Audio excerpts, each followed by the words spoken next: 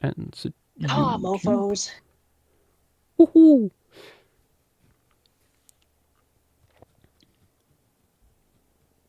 It's time to stream.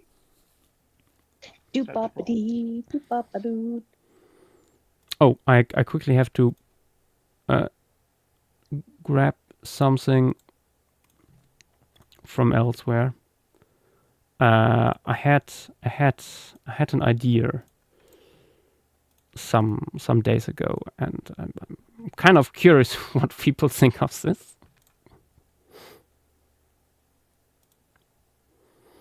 We are ready for the idea.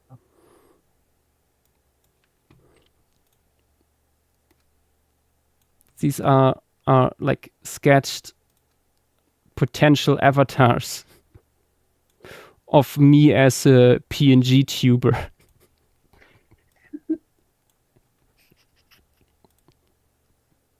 Yash becoming a PNG tuber would be so funny. Like I follow a guy. Some people might know him here, Monster Garden.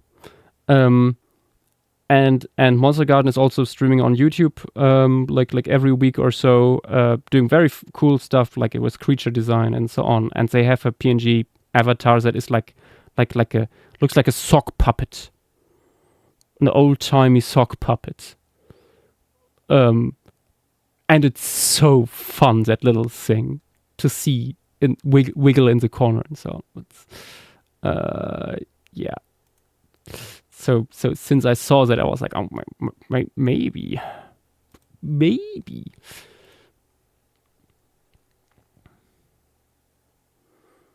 This is a good thing. No, Hawks, I You can't can be a JPEG. PNG. I can't be a JPEG tuber. It needs to be transparent. JPEGs are not transparent. My parents said You I could can become be- anything, so I became a ping. Oh, You can be a PNG, Yash. I You can go could live for 4 hours. 4 hours a day.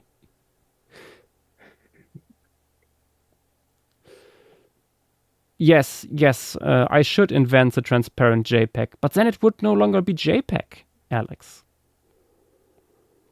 You see, it's one of the fundamental things about JPEGs. Okay. Let's have a look at what people voted for. We got a pterosaur, a gliding it's a good ending. reptile, a hyena, and an Afrotheer. Although still at the very tippy-toppy is our gliding guy. Jarovipteryx. The less cool gliding guy. I think it's still pretty cool. It definitely is, but its competition is like the Polish one. Is it Polish? I think it's Polish. Yeah. Ozimek is from the same locality as Lisovikia, I think. Then sign up Darius with that amount. Anything else here? Oh yeah. 32. Pachycrocuta, I'm dreading. I don't like hyenas. At least like drawing them. Like I like looking at them, but not drawing them. And we have 29 for our little Ptolemaea, which is very cool. Little weird guy.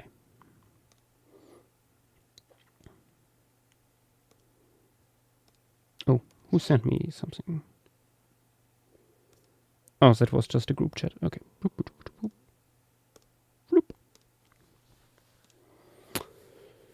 Gulopithecus, hello there. The God of Chaos won? What? There's no God of Chaos in here. Because Siats did not win.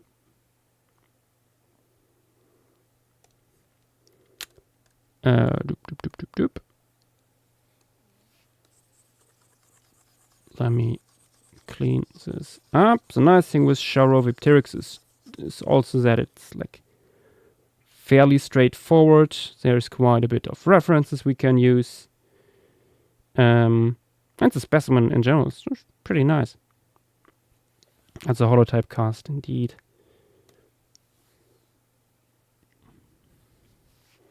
Ptolemy is a god of chaos. I mean, if you want to see it as that. Oh, you like to call it in Japanese a set animal. I could see that. I could see that, considering we do not know what the set animal is supposed to be. But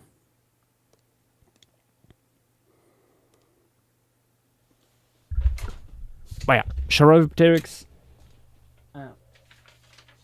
famously from Madigan. For people who want to know what Madigan was like, thankfully we did a Google Formation stream about it.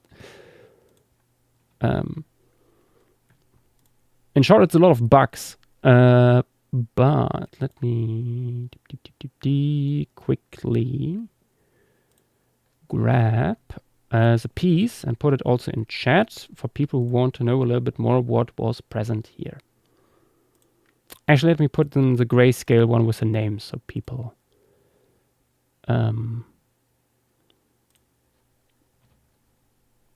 know what they're actually drawing.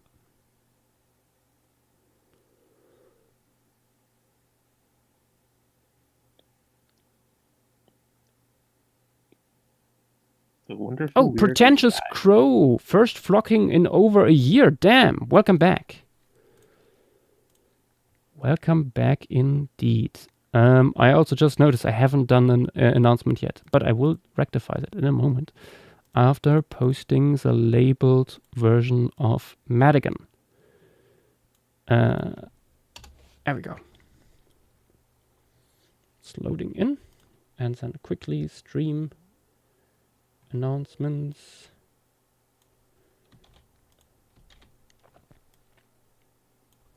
Ooh, Affinity has an update. Maybe it'll fix that crashing problem. It would be ideal. It would be a great boon to your flocking pieces if it did not crash every time.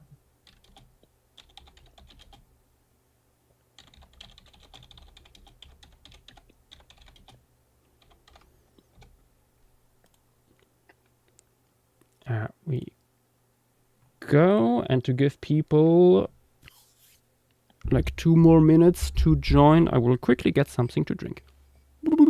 And then we will start with Charopteryx. The little guy. You can already see like in the stream as a formation piece overview there that this guy is really tiny. But yeah, back in a second.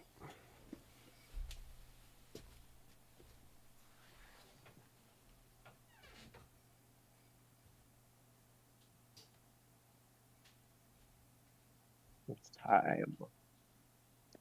The dinosaur that refuses to sit like a lady.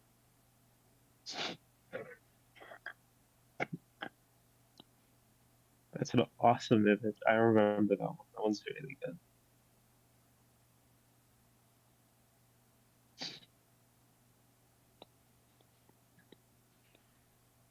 Wonderful, weird little guy. Hey guys, what if I put wings? Guys, wings on my back. Hey guys, what if I put wings on my back legs? There are like 5 guys also doing that. You're not special.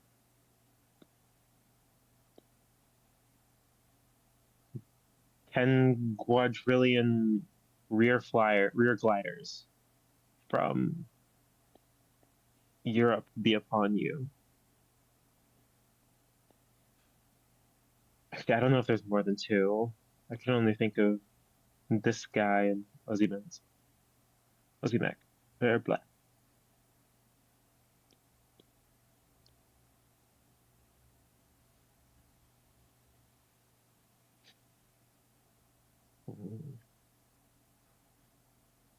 What to do with this creature?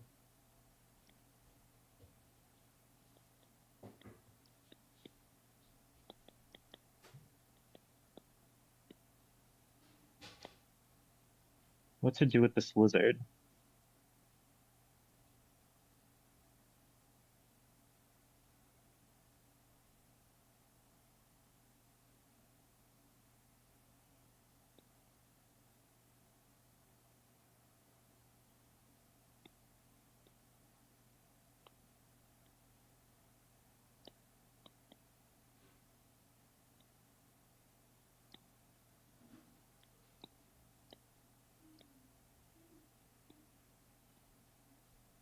I think I know what I'm gonna do today.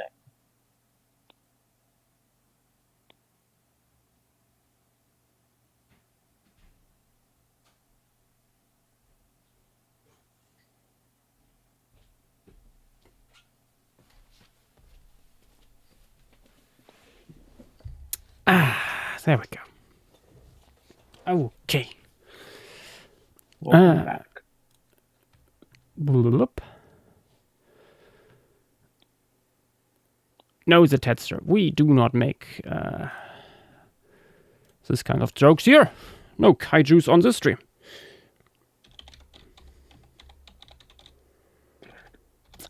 Okay, Charovipteryx is interesting little guy. Unfortunately, so far we only have one specimen. I wish we had more, but yeah. It's a little glider based on everything we know about these animals. Probably insectivorous and probably also arboreal because no active flyer, so they will need some altitude to get going. This guy belongs to Prolacetiforms, which is a group of Archosauromorphs, which is very wide-ranging. In like what's included in there, it's basically like all sort of shit thrown together. Sometimes they are like it's also in sometimes its own family with Otzimec, Charovipterygidae. If that holds up, only the future will tell. I think I remember Otzimec is sometimes put into a different clade, actually not being sister taxons to Charovipteryx, which is cool.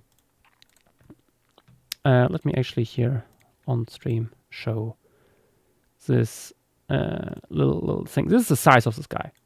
So a little bit larger than Draco Volans, the modern day gliding lizard, but not like a living kite or something. Dilo, you're late. This was already posted.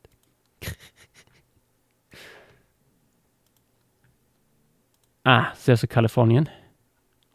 Thank you, Jesus Christ, for this moment. Jesus had nothing to do with that. But Jesus does start with the letter J. Yeah, that is true. But no. So does just Satan. No, Satan starts with an S, if you don't know.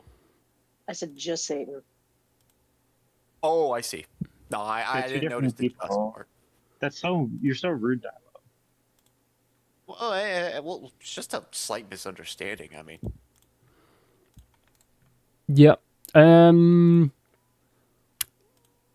Like in this skeletal drawing here by John Conway, there are no hands. The hands are not preserved. Unfortunately, I think it's unlikely that they had like wing fingers like pterosaurs. That should be said. And we don't quite know where the wing membranes on the front of the body would attach, how much membrane there would be. The preservation, let me grab this one. It's unfortunately from a David Peters side, but he didn't alter the image here.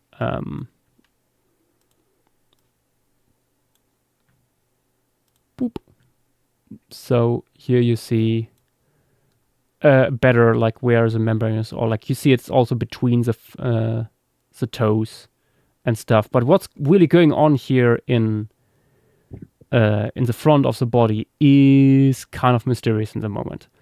The arms appear to be short, which makes sense because it's a hind limb glider. It's quite unique. Besides Ozymax, there isn't really anything like this. And for the longest time, we only had Charopteryx doing this. As you can see, there's membrane in front of the thigh as well. How far it would go up the body is hard to tell from this. So you can play around with that. Also, you can see here there are beetles actually preserved on the same slab, which is cool.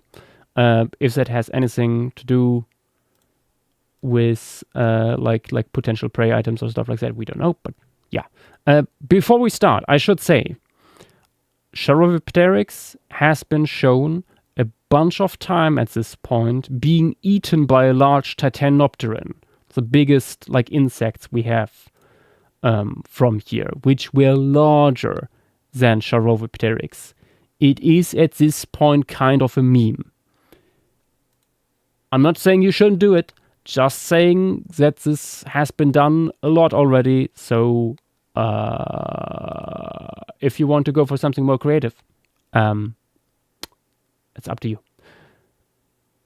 I mean, you can switch to tables. Like the tables. That's a little bit hard with Charopteryx being smaller than stuff like Giga Titan. Oh. Oh, shit. Yep.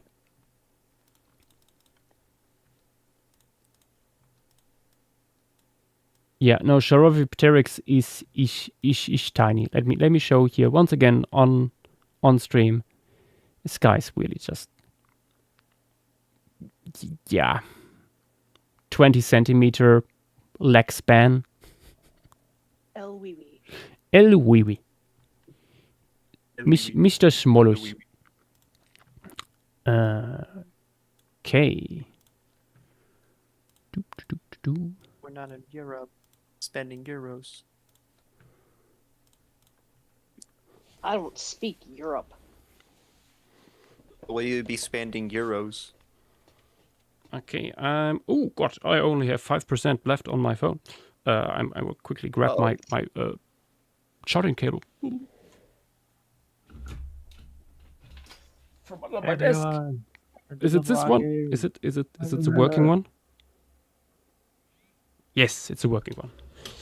Okay. I guess we will be charging while we flock. Okay. I hope everyone has something to drink, has a comfortable posture, and they're drawing tools at the ready, because we're gonna start with our first drawing for tonight, Charopteryx, in 1, 2, 3, go. Okay. I think the legs are going to be interesting. I mean, do you think it would have a wing membrane? Or is that like a... We just talked about the stylus. They are literally preserved in the fossil. Right, look, I just need to look at the fossil first. I'm sorry. It's generally useful when you're reconstructing an animal. Generally, the first step is probably to look at the fossil. Oh, it's just like these two guys looking at a computer. First off, that's Drake and Liliat. No, it's not Drake. They're not like us.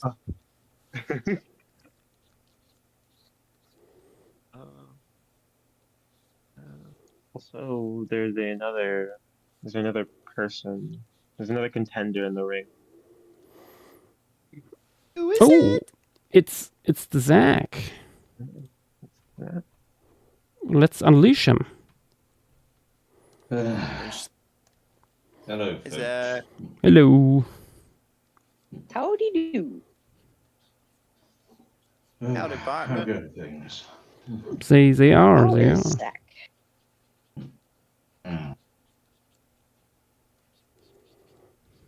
Ugh. I just got back from Bristol all of about 2 hours ago.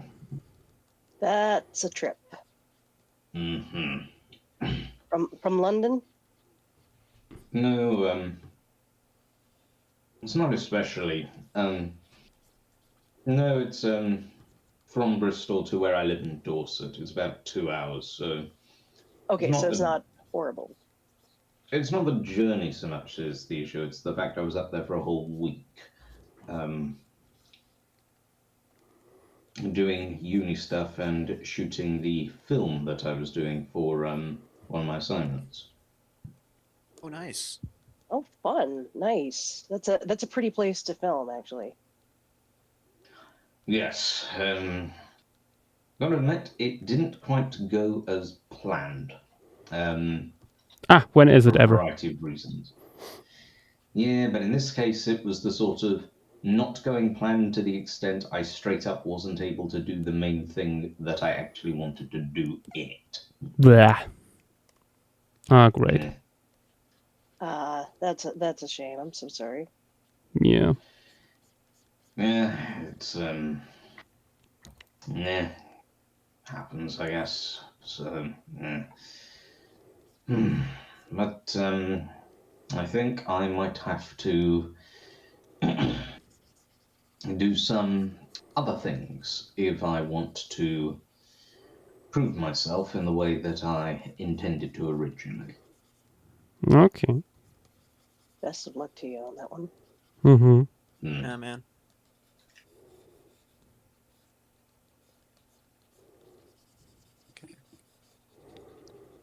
Okay. 16 minutes.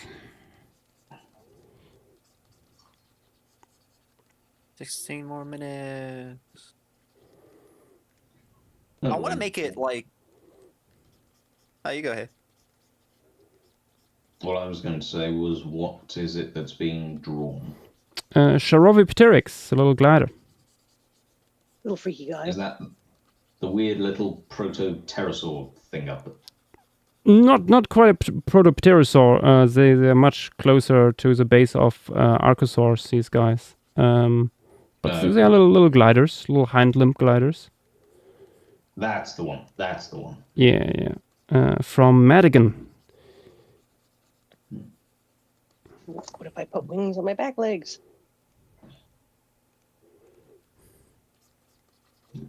And no, I assume they are archosauriforms, I think. If I remember Yes. correctly. Yes, Okay, so they would have had the usual like 3 claws on their fingers. most likely, yeah. I see. Okay. Sketch is looking all right.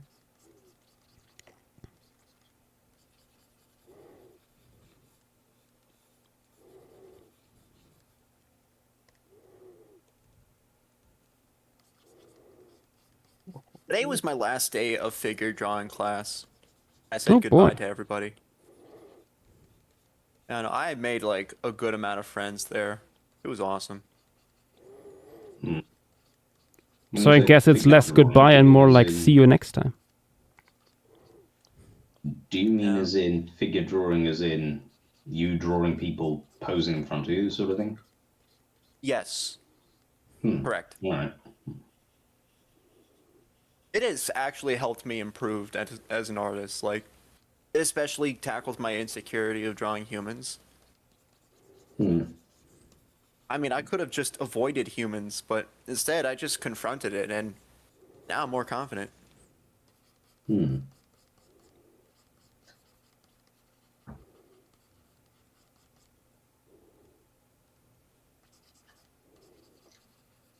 Jesus Christ, these legs are the dumbest legs known to man. Oh my god. You haven't seen my legs. This is definitely Well, you a haven't- creature. You haven't seen my legs either. Actually, I have seen photos of you with yes. legs in the frame. Oh shit. Oh, but I did notice that because I walk around constantly, and also because I never skip leg day. When I work out, I use the treadmill.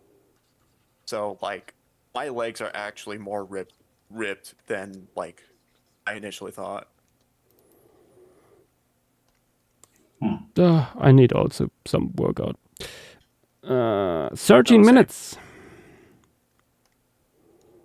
to keep that habit alive. Yeah, the habit thing is a problem. I mean, being a student does conflict with that because you want to finish your assignments and all that.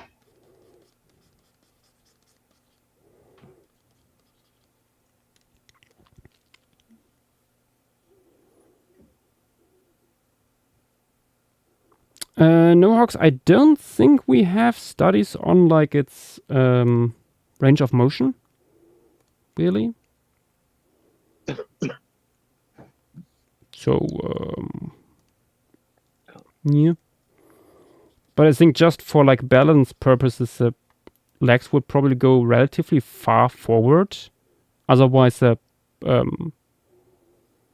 aerofoil just doesn't support like a big part of the weight of the animal, and it would be too front heavy. Some, by the way, for certain pterosaurs, like the Cynopterus we will do next, it has been proposed that Darcoids would have their wings kind of forward swept. Because they have such big heads and oftentimes long necks, I mean.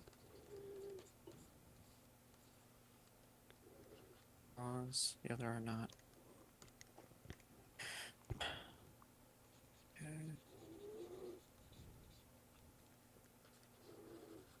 Honestly, shout out to whoever suggested Triassic guy. I will admit, Triassic animals are cool. They're usually very fun to draw, yeah. Plus, they're like kind of a good conversation starter. Like, you can talk to somebody who knows next to nothing about prehistory in general. You can talk to them about like, what's his face, Triassic animals and how they are far beyond anyone's imagination.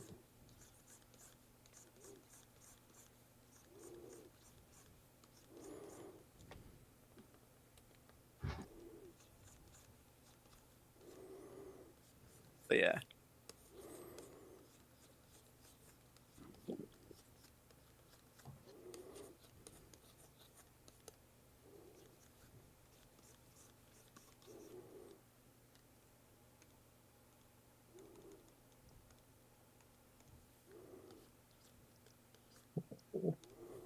Okay. Shall.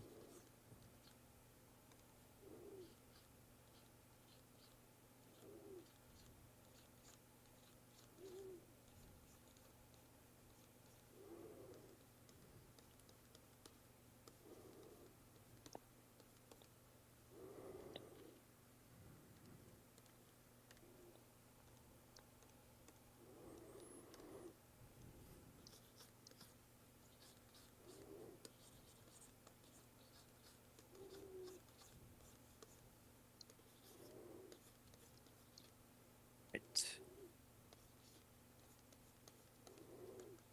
Okay.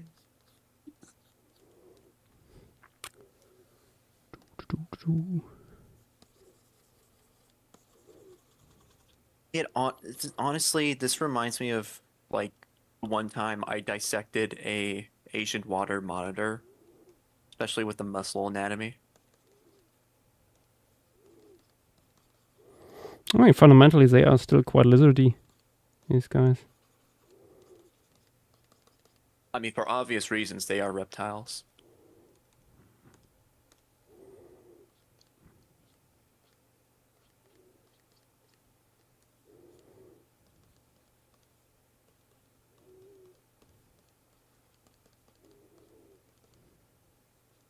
Now, the conflicting part, it makes me wonder if their forearms or the front limbs would have also had a membrane. That is a big question we cannot really answer. I suspect there would have been some membrane. But we don't have the material to tell. Also don't really know how the hands look like. I usually go with a quite lizardy look.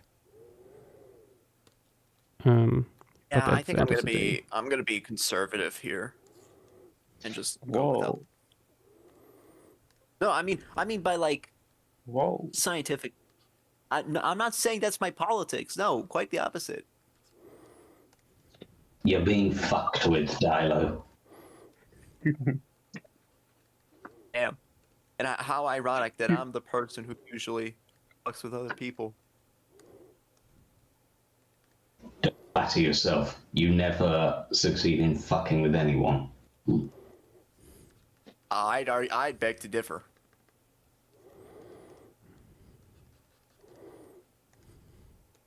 You hear that, Dilo?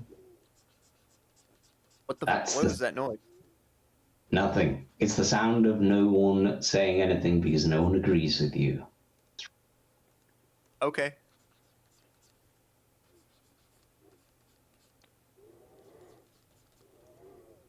I mean, I mostly just didn't say anything because I'm drawing.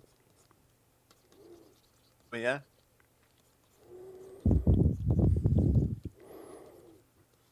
Time check. 7 minutes. But do we really know what's going on in the mind of a Dilo? Do you need to know? These are the things that keep Exactly. me up at night. Do you want to know more? You got mail.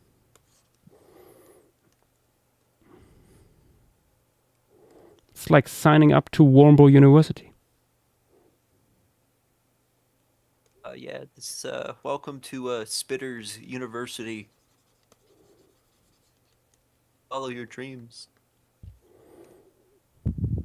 When I grow up, I'm going to graduate from Bovine University.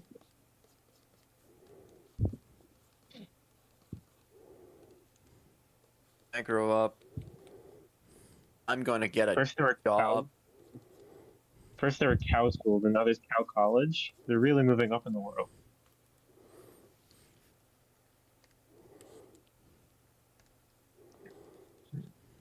Out college? No, that don't seem right. There's also cows with guns And llamas with hats. And sharks with lasers. and chickens in choppers.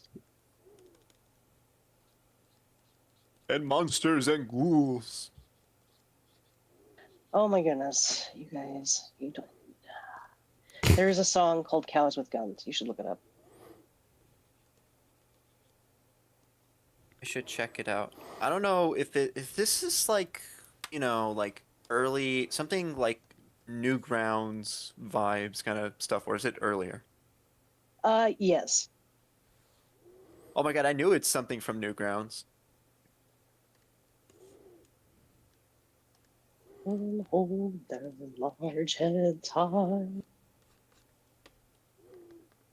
We will fight for bovine freedom or die. Cows with guns. Guns with cows.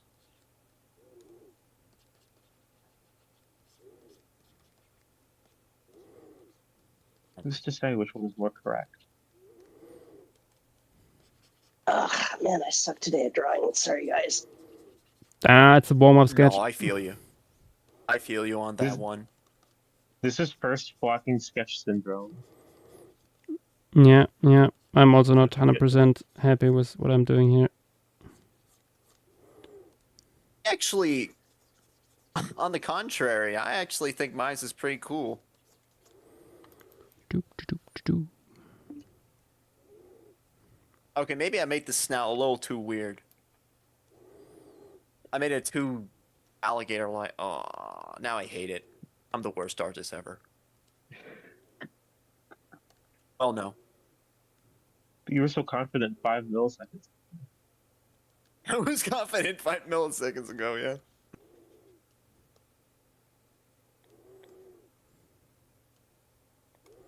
I would love to hear your suggestion on what color it should be. Lizards are brown, so it should be brown. Brown shitting.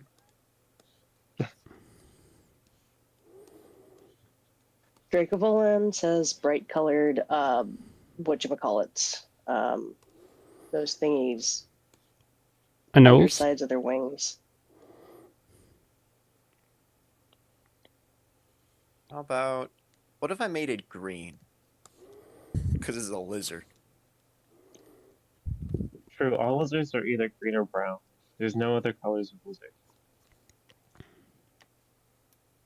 True. Actually, well, the lizards that are in my area, I mean, it's probably obvious to say that the most common lizards I have are western fence lizards. The West does have a lot of fences, so I would believe that. Alaska has no reptiles. I thought they do. Like, I thought they had a snake or two. If they are, they are very, very rare, and they're in the Tongass Forest. So it might as well be Canada. Hmm. 2 minutes. Alaskans are kind of missing out. No, I Reptiles think are we're pretty fine. cool. Reptiles are pretty cool.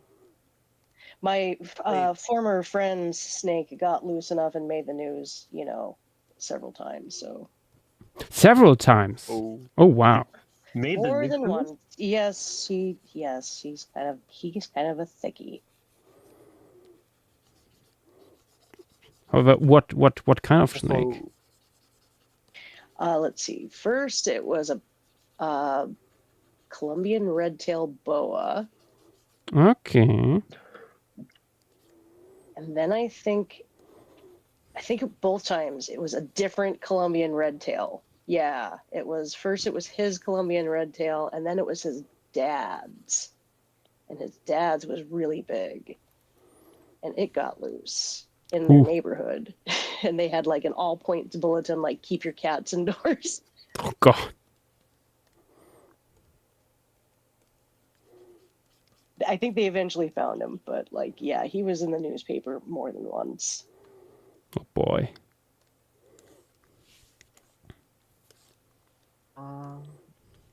Also, Raven, I have a question that I do want to ask you. Okay. Well, for starters, I'm gonna be going on a cruise ship, unfortunately. Oh my god. Yeah, no, it's gonna be to Hawaii. It's gonna be like in Hawaii, and I'm gonna go on all of the Hawaiian islands. Rip. Yeah, but I gotta ask, have you been on a cruise ship in Alaska? No, and I will never get on one of those norovirus factories ever. Real. Unfortunately, I signed up for it at the worst possible time. Nope, I made that decision like way long ago that I was never going to get on a cruise ship. Real. Tyler, what was your first reaction when the hantavirus stuff came out? What was your first reaction? Dude, I'm like, not again. I don't want to do this bullshit again. I am so tired of the human race. Oh, time's It's up. actually rodents. Rodents are the classics. It's time to post. Post all the bullshit. Because we're This is doing not like Triassic this stuff, and this cannot be described otherwise. Triassic bullshit? Fork found in kitchen? No, No, it's true. that's too far.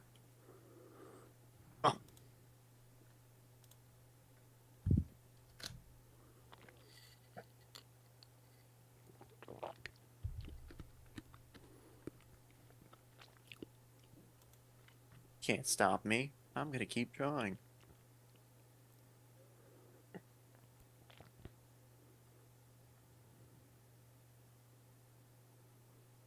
Well, thank you, No Gain.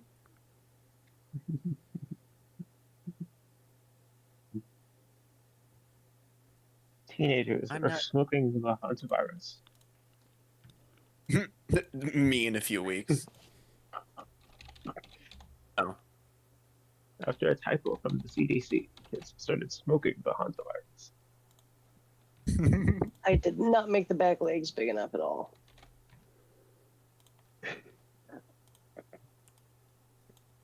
You know what? I swear to God, the most frustrating thing is that I didn't even ask for this. I didn't even ask to be on that damn cruise ship, but my parents dragged me in because why the fuck not? But like, I mean, we all spent 15,000 on a single room, and the room is insulting. Like, it is insultingly small. I Like, was about to say again, it's a that cruise ship. does not sound like it would be worth it. You I spent dreaded $15,000 on a single room and you're really upset about it. I would not go. Yeah, no. The only thing I look forward to, though, is that I do get to go to the island where Jurassic Park was filmed. And I, as a Jurassic Park fan, I am going on that. I'm just gonna be there just for that. And if I get the chance, also support, like, locals, like, actual support native Hawaiians when I get the chance. That's good. Reminds me of that one video where it's like people acting normal in front of Hawaiians. I need to find it. It's a very good video. I won't buy this tattoo merch. It's my trash. I will.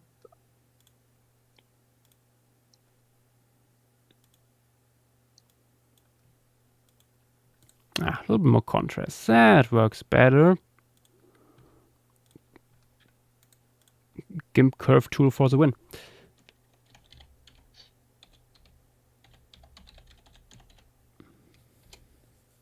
Yeah, hang on a second.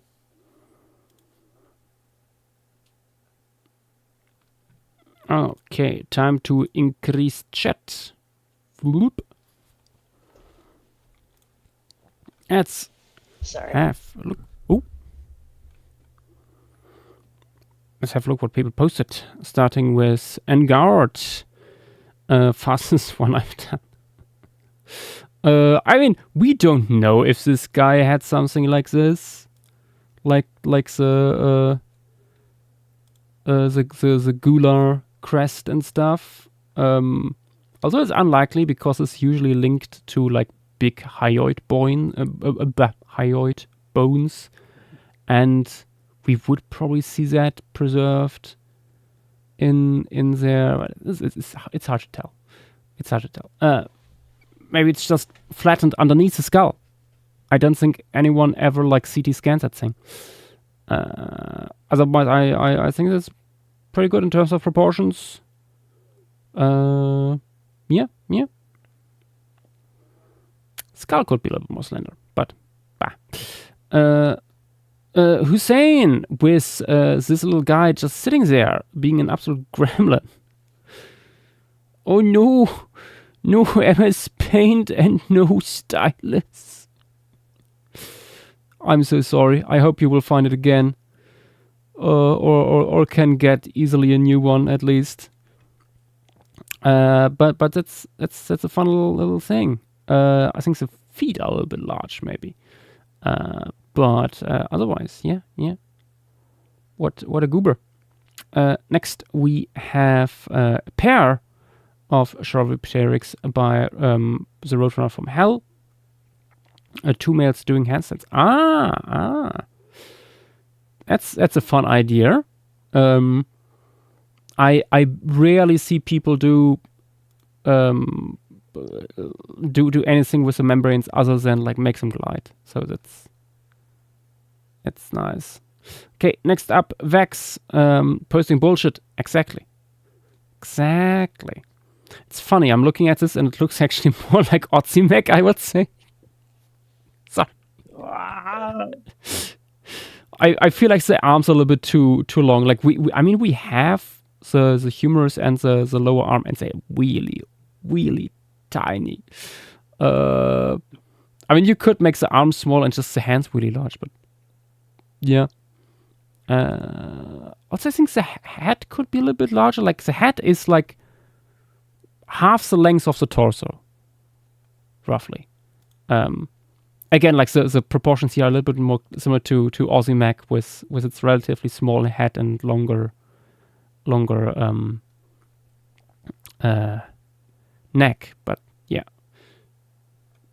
Ooh, a portrait by Rodent. Very cool. I love the texture here on the face and stuff that you gave it. Nice. Very cool indeed. Oh, you actually put the nostrils in the right corner. I think I did it wrong as well. Let me actually check on my own drawing here. Yeah, I made some too much frontal. In mine, you paid more attention. Nice.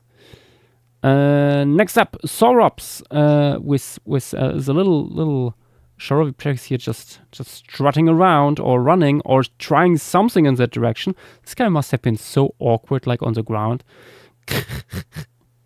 Very fun. No idea how they moved around, honestly. Eam Cypress with folded hind limbs here. Very nice. I love the folds here in the skin, stuff like that. I suspect at least that the membrane was probably a little bit more elastic and wouldn't ripple that much. But like from a stylistic point of view, this is excellent. Okay, next, a genius with a little line drawing here. The little snooper. Very cool, very nice. Looks good. Then Wool Bunch by Velociraptor gliding through the air in the canopy over the lake. Should have talked a little bit more about Madigan maybe, but because like it's a lake deposit actually. A lake at the foot of some larger hills. With, by the way, a lot of interesting flora as well, and notably a lot of huge horsetails. Next up, Prehistoric Kid. Hello, welcome to the server. Very cool here with a ripped membrane. That is a very nice touch here. I love how goofy its little face is there. Very fun. I think the feet could have been slightly bigger. The feet are not that big. The most of the membrane is indeed like carried by the leg, but it could be a little bit larger here. Yeah. And again, I think the head could be a little bit bigger as well. As mentioned, like when you compare like the size of the head to the torso, it's like a little bit less than half the length, I would say.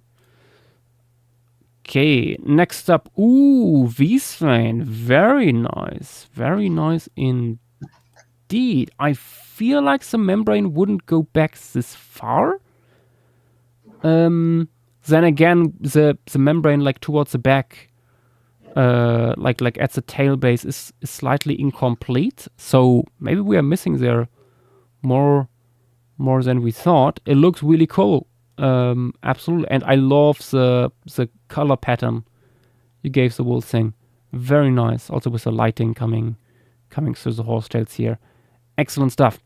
Next, Celulosaurus with our little Charovipteryx is sitting on one of these big horsetails and crunching on something that looks like a cricket. Oh, a Gigatitum nymph. That's a cool idea. Nice. And we have, that looks to be, he needs to be silenced. I killed a man in 24. Alex, you were probably not even alive then. You fetus. Anyway, that is a funny little dude sitting there on the branch. I quite like the little bristly scales you gave it on the back of the head and neck. A little bit doing stuff with integument is always nice. Saurian. I like the pose. Very, very fun. I think the tail could be a little bit thinner. That looks a little bit too chunky based on the skeletal material we have. But otherwise, very nice. Actually, let me check like here with the proportions. I think the legs could still be a little bit longer, which would make it even more silly looking, but very cool.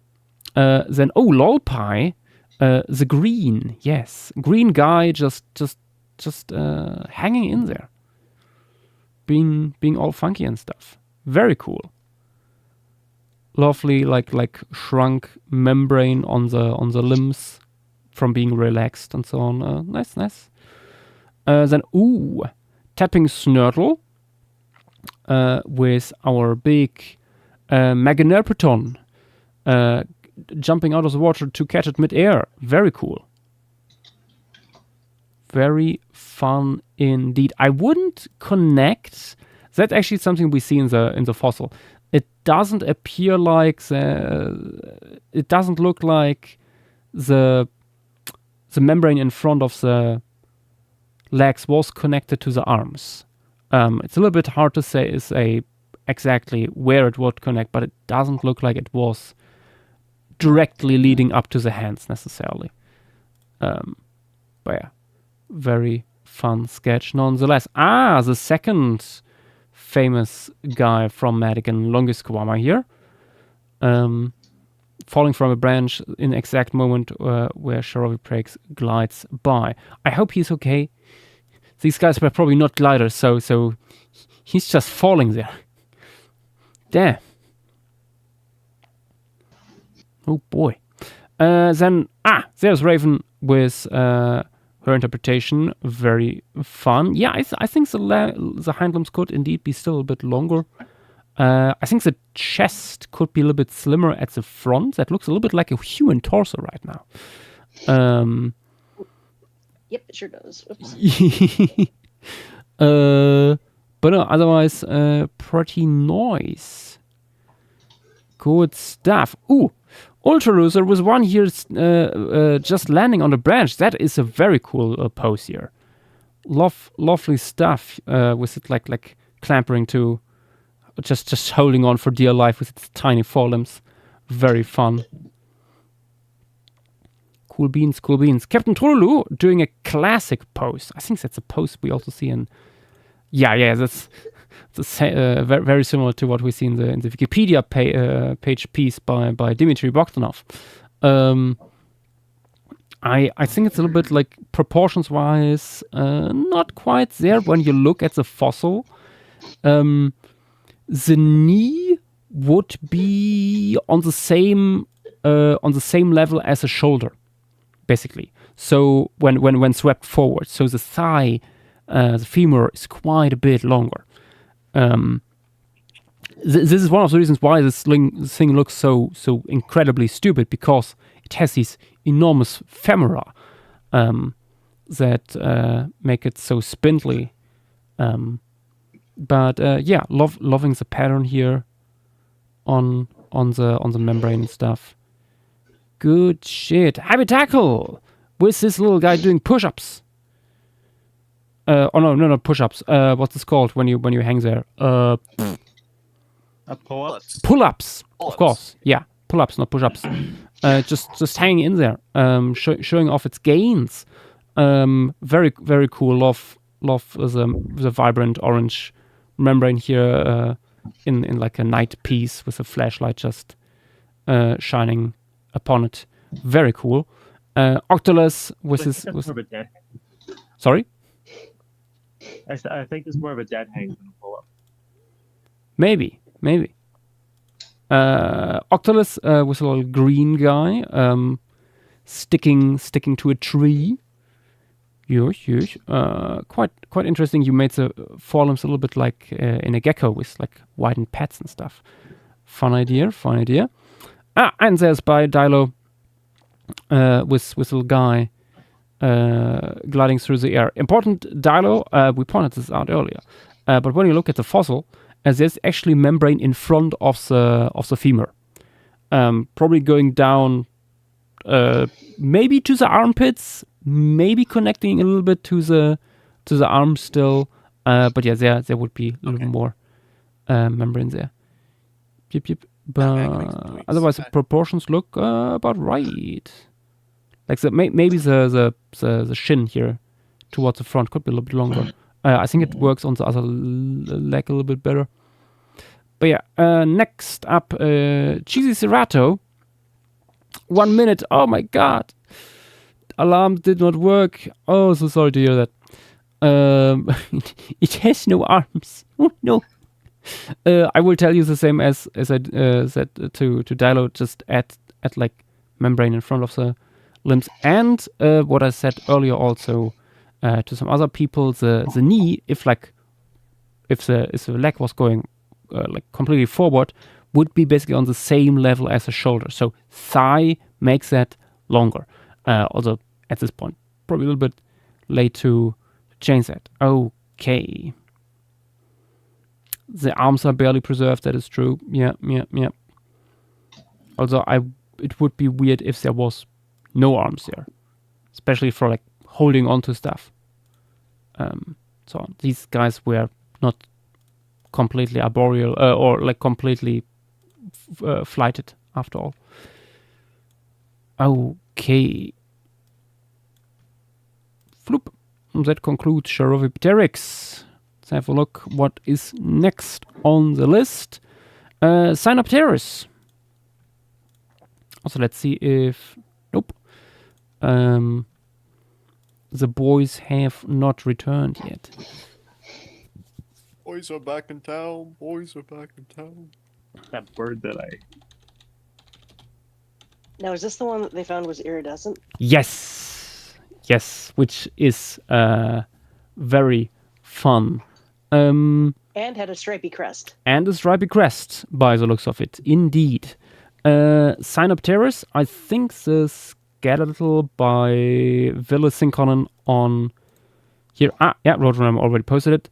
Oh my god! Yes, Hussein found his pen. Excellent. I think this one by Villas still looks pretty good as a baseline here. So Sinopterus is a tapejaret. Tapejarets are a group of Atstarchoid pterosaurs, and Sinopterus is the naming member of a subgroup that includes Sinopterus and its closest relatives, which are more basal, more primitive tapejarets. They still have relatively long heads compared to some later forms like the tapejara itself or Tupandactylus. And they are usually a little bit smaller as well.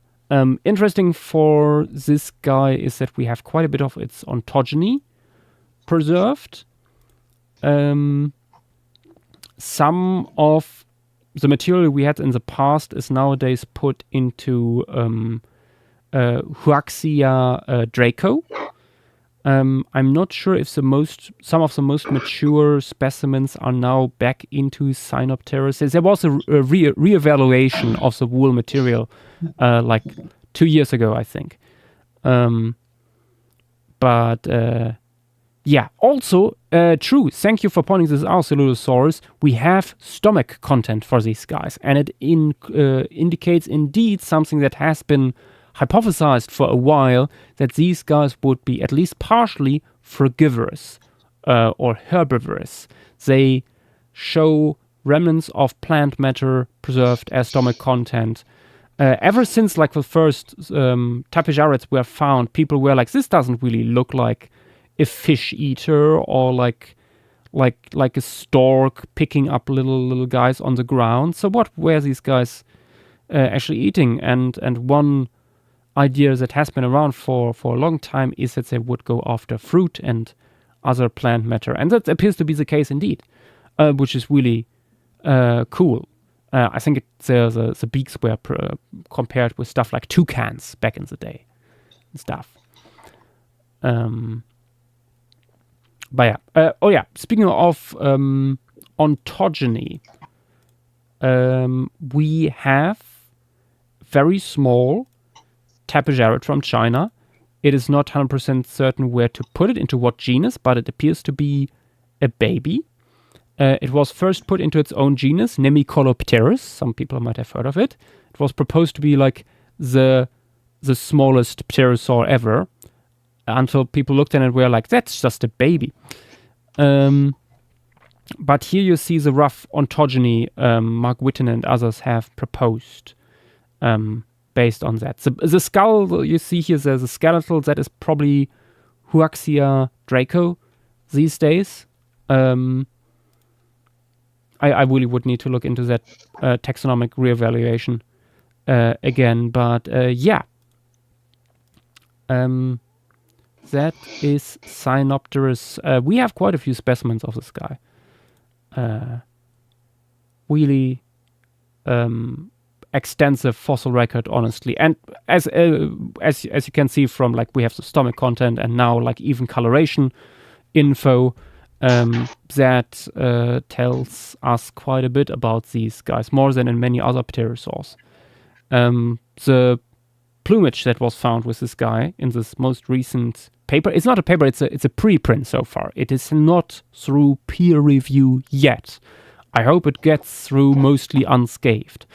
But it shows iridescence in the plumage. I think it was from the back of the head or the neck where they have the sample from, and it appears to be in its iridescence similar to what you see in pigeons, where it's like greenish bluish, but also purplish from other perspectives. And there's appears to be indeed like a striping going on the crest. Cheesicerata, the crest would be largely soft tissue in these guys. What exactly the shape of the crest was, we don't know. I don't think we have a specimen with a completely preserved one, but we know from other tapejarids that there was usually quite a bit of soft tissue on top of the head, connecting the front of the head to the back, where there's usually this bony prong that it all connects to. And oh my god, I just saw one of the worst reconstructions of Nanaimo toothes yet. Thank you, Google, for bringing this to my attention. Is it AI? No. I mean, that would be even worse. It is made by human hands. It was made by human hands, but I'm very sorry, but real many quick. people are simply not aware what modern day relatives of these guys look like. They are in fact not wrinkly. Oh, there is Avery. Let's Yeah, I was actually about to tell you that Avery wanted to come up. But there we are. I felt it in my bones. I'm still in the beetle mines. You're still what? You should go to the Western Interior Seaway. I'm still in the beetle mines. The beetle mines. What do you mean by I'm that? finishing the Oh, notes for you're tomorrow. you're fluorescenting it. Yep.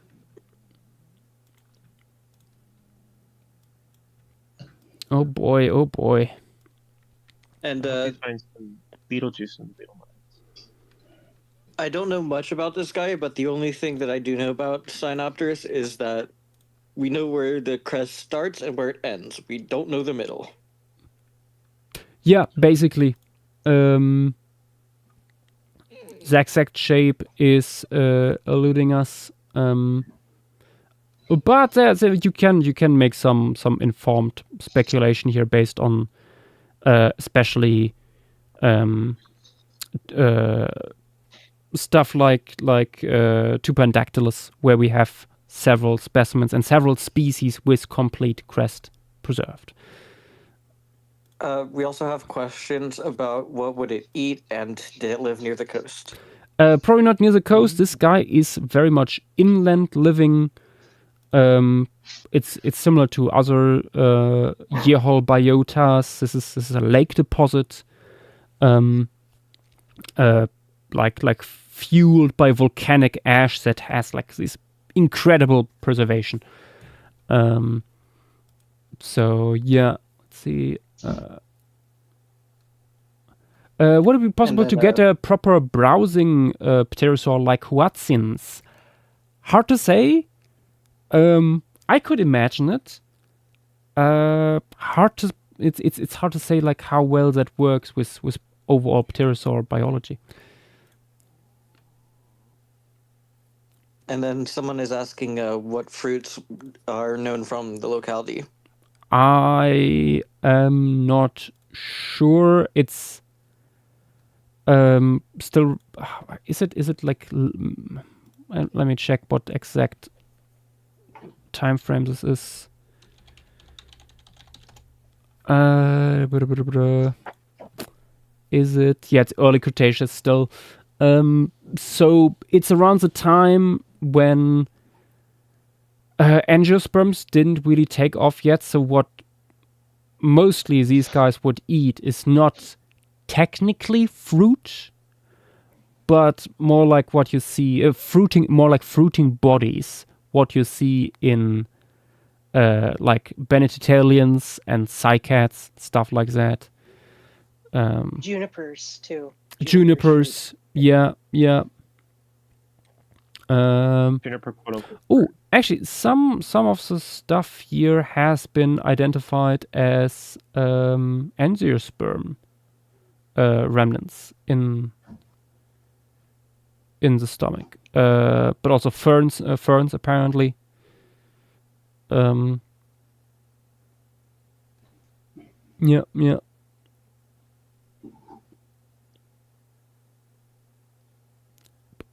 Let's see. Anything else?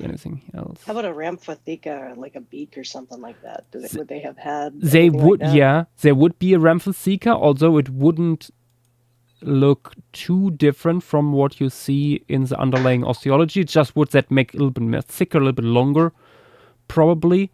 We know from Tupandactylus that the crest at the front was partially extending the silhouette of the wolf thing, or smoothed it out so that you didn't have like this break in the silhouette. Wait, let me grab that quickly. Tupandactylus crest.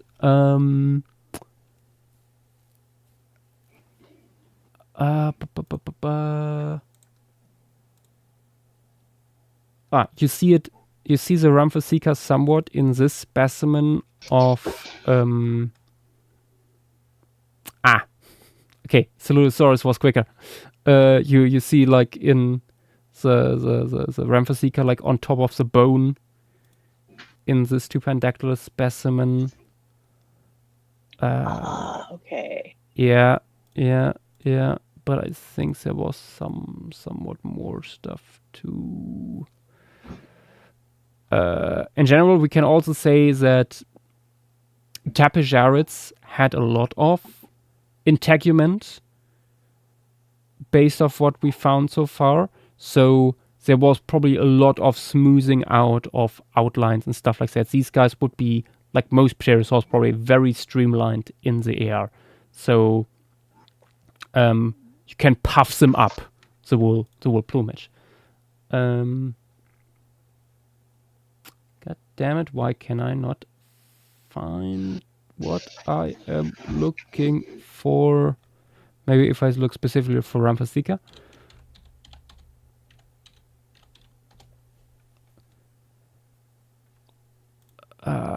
Nah.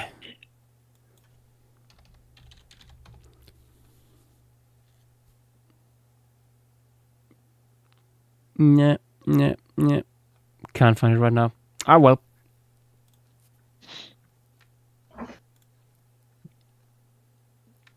Oh, true. Yes, Soap Muncher. Ginkgo, quote-unquote, fruit. Also a possibility for these guys. Absolutely. I am back. How good. Welcome back. Good. We are about to jump into Cynopterus. Which one was that? The Tapejarid pterosaur? It's a Tapejarid. Yeah. It got a new preprint recently that talks about That suggests iridescence. You were saying? Yep. Any particular color or just iridescent? It's To an unknown you color? can imagine it's similar to pigeons, like bluish, greenish, but also purple hues in there. Okay. Or a bit. Or maybe possibly something like magpies. Yeah. It's feather iridescence. It's usually it's one of those things that I don't know how to describe. Just I think You they know it said when you see it. melanosome based iridescence. So not like a structural based, but based on the actual melanosome itself. Okay. Interesting. Okay, I think we're good to go. Let's grab your pencils. We're starting in 1, 2, 3, go. So it would be different from like magpie coloration or, you know, Yeah, understood.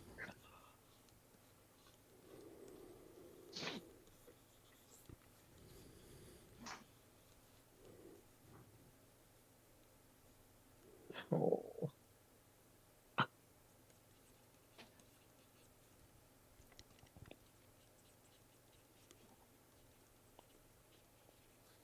which biota was this again, Jill? It's is it? Wait, what formation was it again? This guy, Geophotang. Pretty early Cretaceous. Same as like Microraptor. And Psittacosaurus, Leoningosaurus. It's also I've got the list up.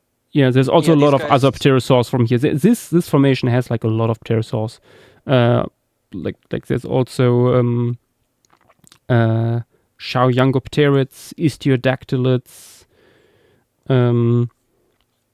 We have Gui-Draco from here that we just did recently, but also Anurogenacids are known, and so many birds. Lots of birds, yeah. Yeah. Also, I seem to have found what is probably the main thing these guys ate. The dominant floral species here was Ginkgoides. Yeah. So ginkgo. Yeah, Ginkgoides, and Biera. Yeah, two ginkgoids.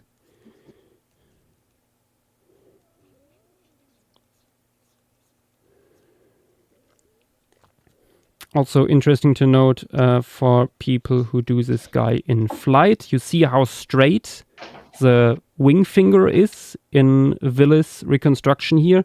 That is probably how straight it also would be in life. Like when you look at the joints between the different phalanges here, there isn't much room. The wool structure was quite stiff, so not much bending. While in the air or on the ground. The exception to that are actually Anurogenacids, who have still some mobility in their wing finger.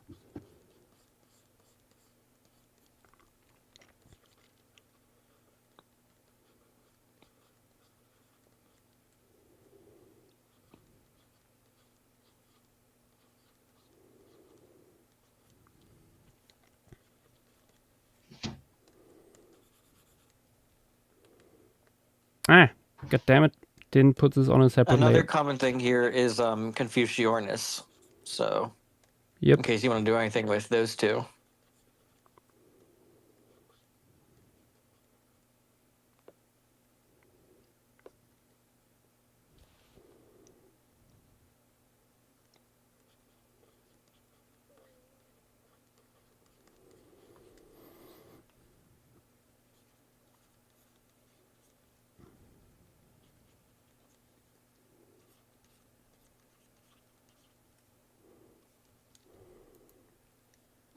Ah, you know what? Fuck it. I'm doing a portrait.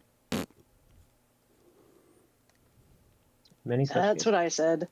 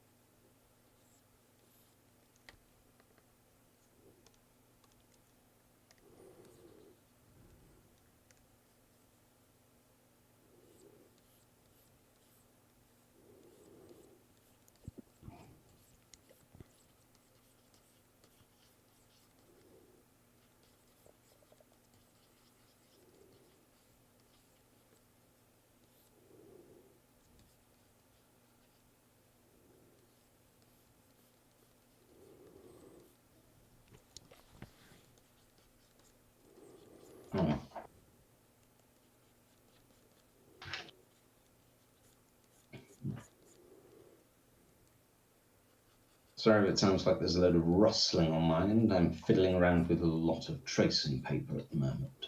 Oh.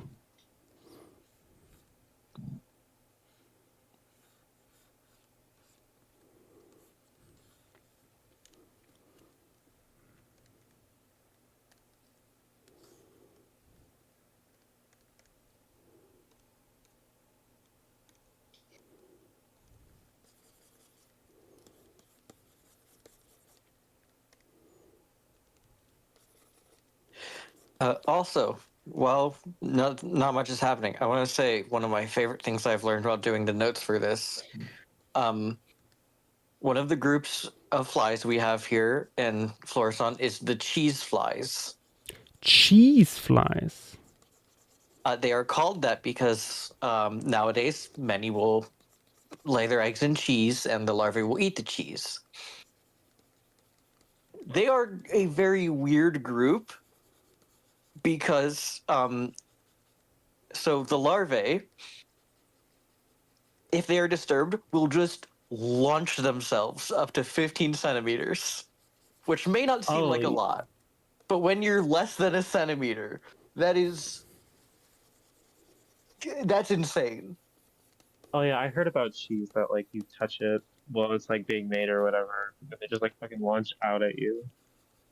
Yep, and then there's Kazu Marzu, which is literally Maggot cheese. cheese. Yep, cheese just filled with the larvae. Don't diss the Sardinians. They know their cheese.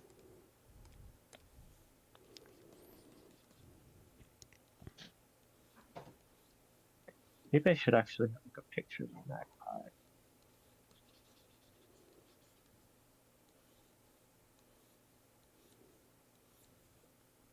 There we go.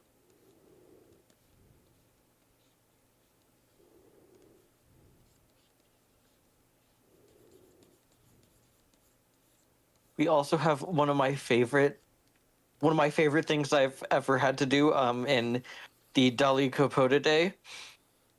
We have adults that are predators, they're kleptoparasites of spiders, and one of the things that is most notable about this family is that the males have extremely large genitalia. I don't know why. I don't know what's important about that, but that is like the most well-known thing about the group for some reason. One of the many cases where evolution simply said expandong, and no more questions asked.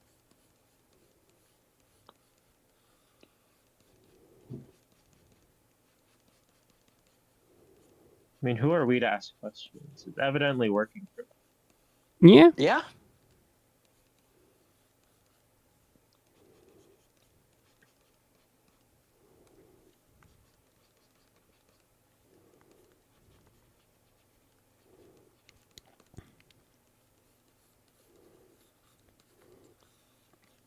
There we go. That works much better.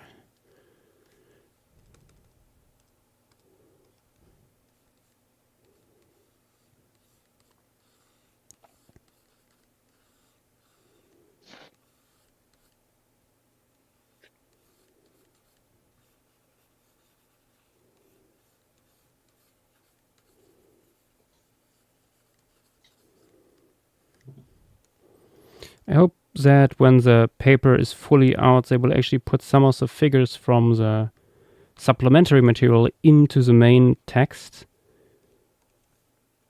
Because like the stripe, for example, the stripes they found on the crest tissue, you can only see that really in the supplementary material.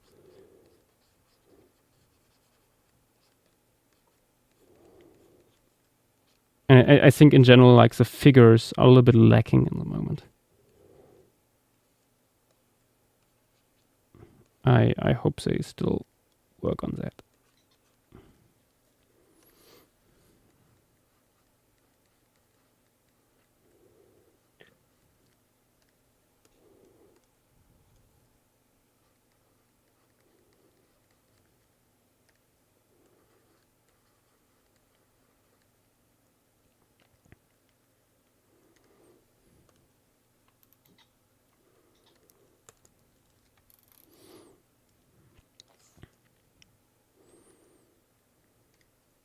Okay, time to put some colors onto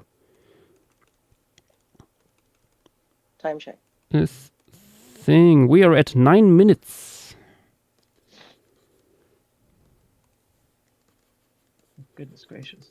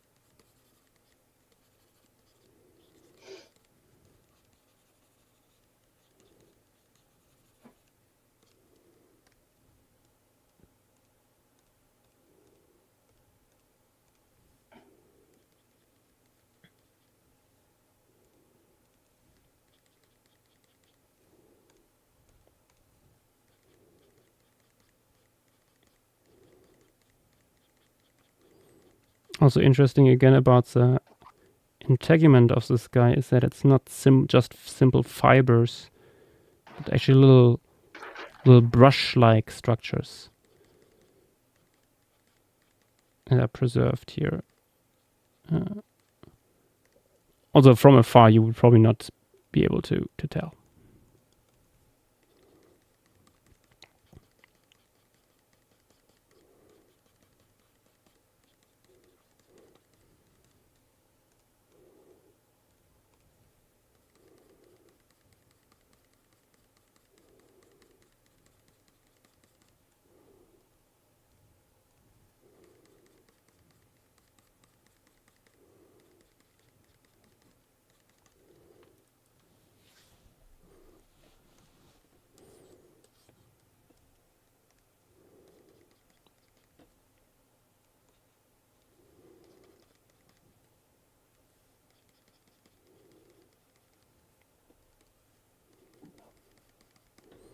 So also hard to say if the whole body was iridescent like this,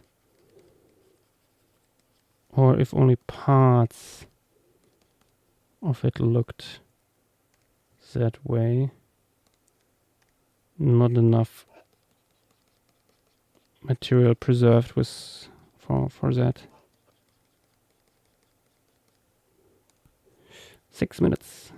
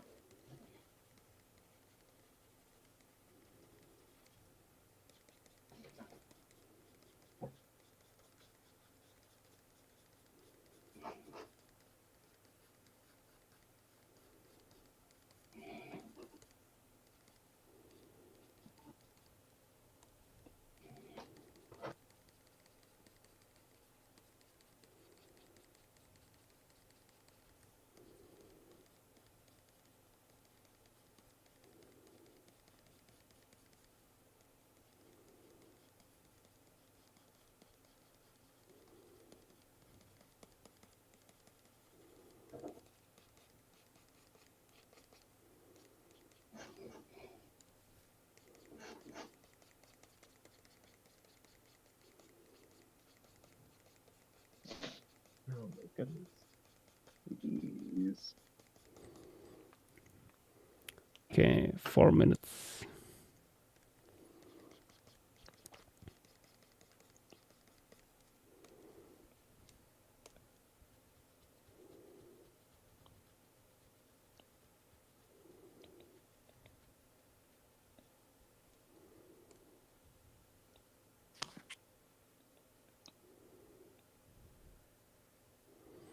Pigeon Hatter is a gray part of the known fossil. I'm there. I don't know what color the crest would be really. There's a banding going on there, but I'm not sure they actually go into the pigmentation of the crest itself. What the stripes really would look like.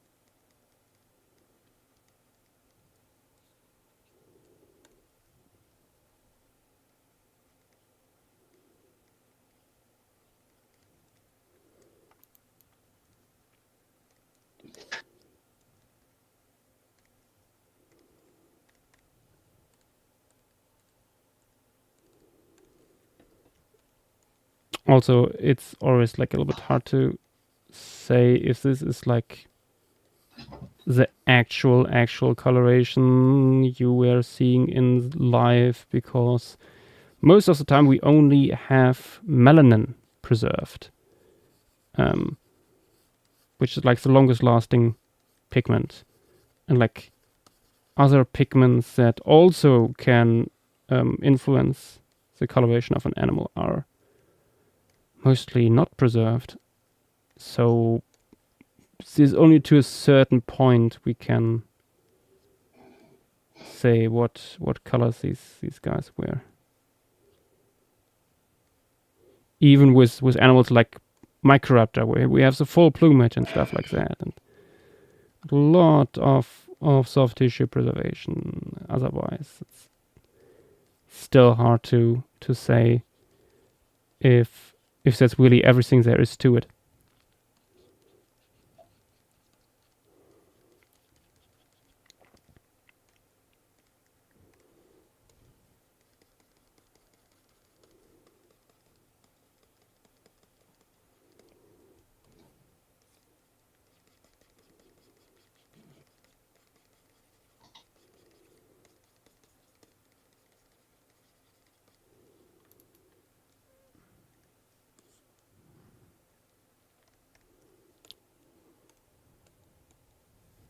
One minute.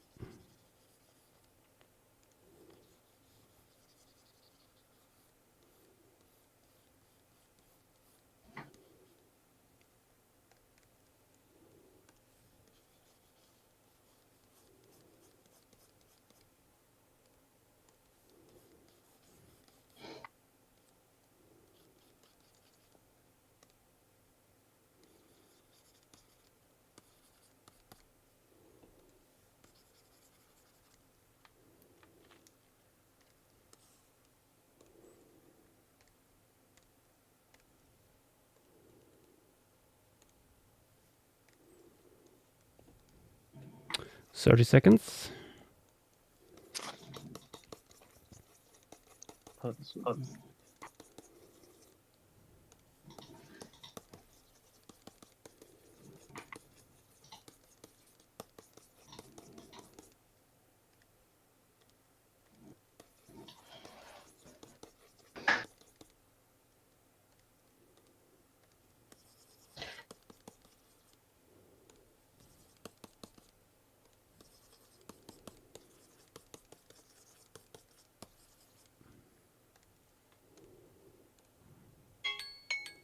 Okay, time to post. Time's up. Time's up.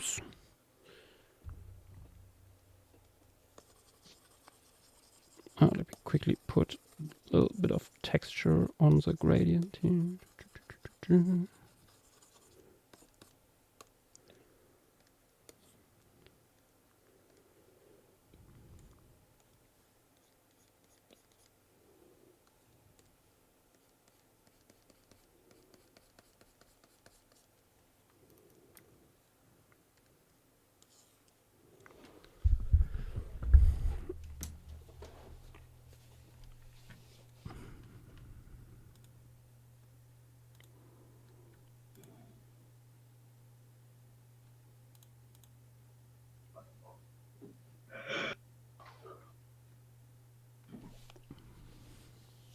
Ugh.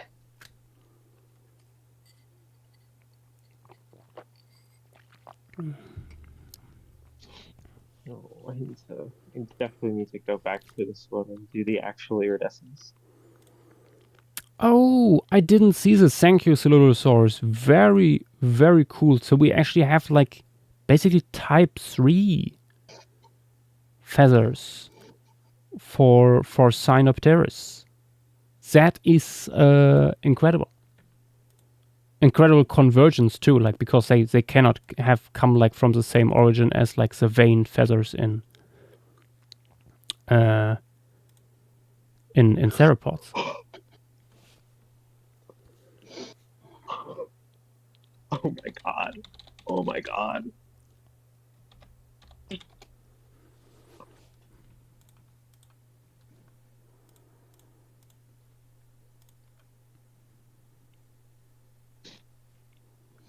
Goodness. Hey Yosh, Yeah. we have one of the 2 groups of bombardier beetles here. Oh boy.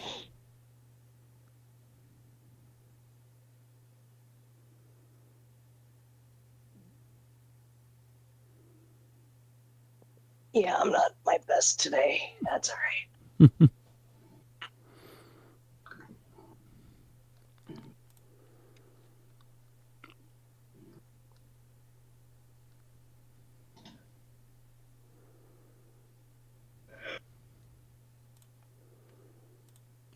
Did I save? Yeah, I did. Okay. Oh, apparently I did a little oopsie when I posted the Charovipteryx. Foot go out of frame.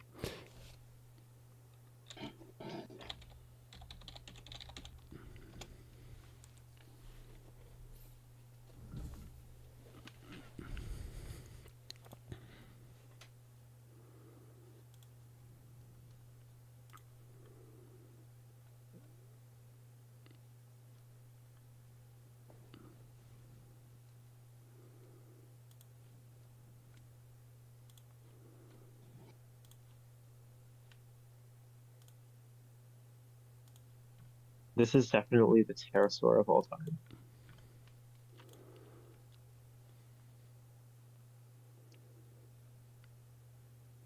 Silurisauridae, yes, I agree. It is very likely that pterosaurs evolved their own kind of pigments. They have such a long history and appear in so many different forms, and clearly we're quite showy, at least some of them. So I think it would be weird if they didn't do that. There's quite a few modern day birds that have the unique pigments. Yeah, as you say, like turacos, parrots, penguins, king penguins, there's yellow on their neck. That is a unique pigment that only they produce. It's weird.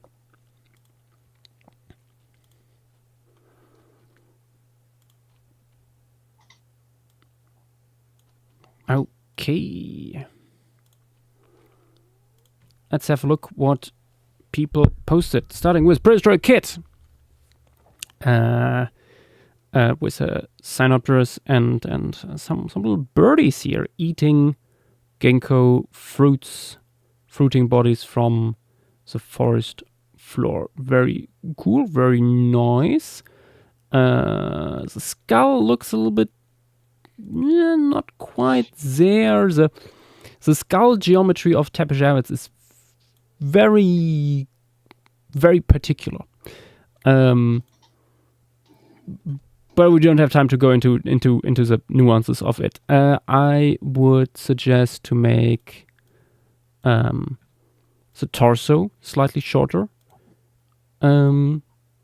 maybe, and anything else? Nice, stiff and straight wing finger here. Although the tip was probably a little bit curved. But the wing finger is probably a little bit too long when you look at how long it is in the skeletal drawing here, let me quickly mark this. Like here is, oh, wrong layer. Here is where the wing like touches the ground. Here's where the little wing fingers are. And then you look at the length here and the length here down to the shoulder. And you see the wing finger is not much longer actually than the arm, the rest of the arm. So when folded, the wing finger wouldn't go much past the shoulder. Something to keep in mind. We have another portrait by Vex. Not going for the iridescence, I see. I was going to, but then like I realized I did not have enough time to make it look good, so I'm probably gonna do it before. That's fair. It's fair. I mean, maybe we know so little about these guys. Maybe this was a feature that came in mature animals, and this guy is just not quite there yet. Or maybe it was sexual dimorphic. Who knows? Who knows? Could be a female. Next up, rodent. With oh my god! I first thought it was eating something, but it broke its beak. Damn. Very interesting idea. I think that could be overall slightly more slender, the wool thing, but very cool. Was it inspired by toucans? Maybe I know toucans relatively often break their beak. But yeah, also here with iridescence. Nicely done, liking the warm tones in the sky. Good stuff. Okay, next up. Roadrunner from Hell. Causing up terrors. What? Cynopterus, just having lots of geometric shapes going on here. I'm not quite sure what you're going for. I feel like I'm not getting a joke here. But it's a fun idea. Not many people experiment with potential patterns for these guys. Celulosaurus with Cynopterus here and a fern between its jaws. Nice stuff. Liking the Ramphotheca here being like emphasized a little bit more. Good stuff. Also quite liking the shape of the crest. Okay, wait. That is not Cynopterus. The Sora. No, this does not count. No. And guard, with Cynopterus here looking for the ginkgo nuts. Yes, true, they are actually called nuts. I always forget. Nuts in a fleshy compartment. I have to point out here again, the wing finger isn't quite a bit too long, and the metacarpals are a little bit too short.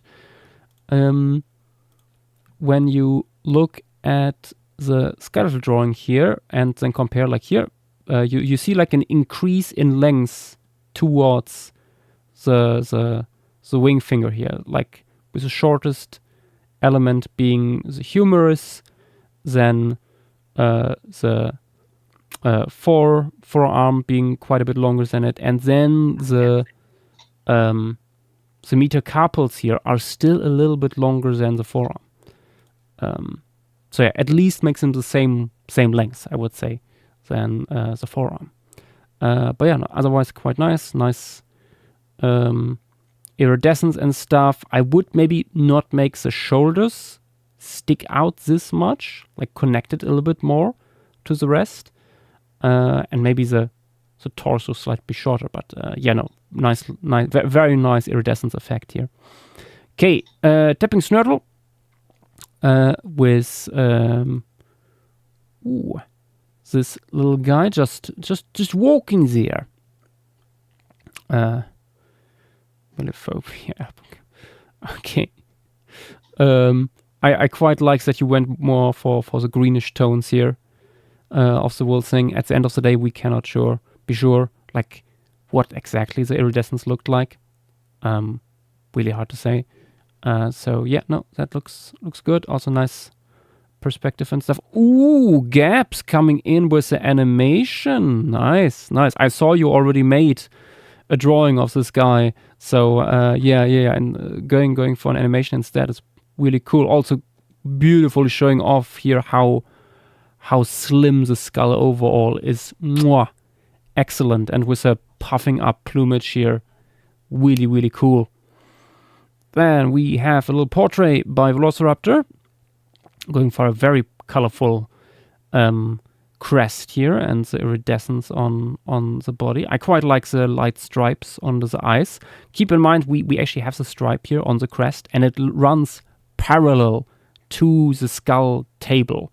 So the stripes wouldn't really go up, but like follow probably the outline of the skull somewhat.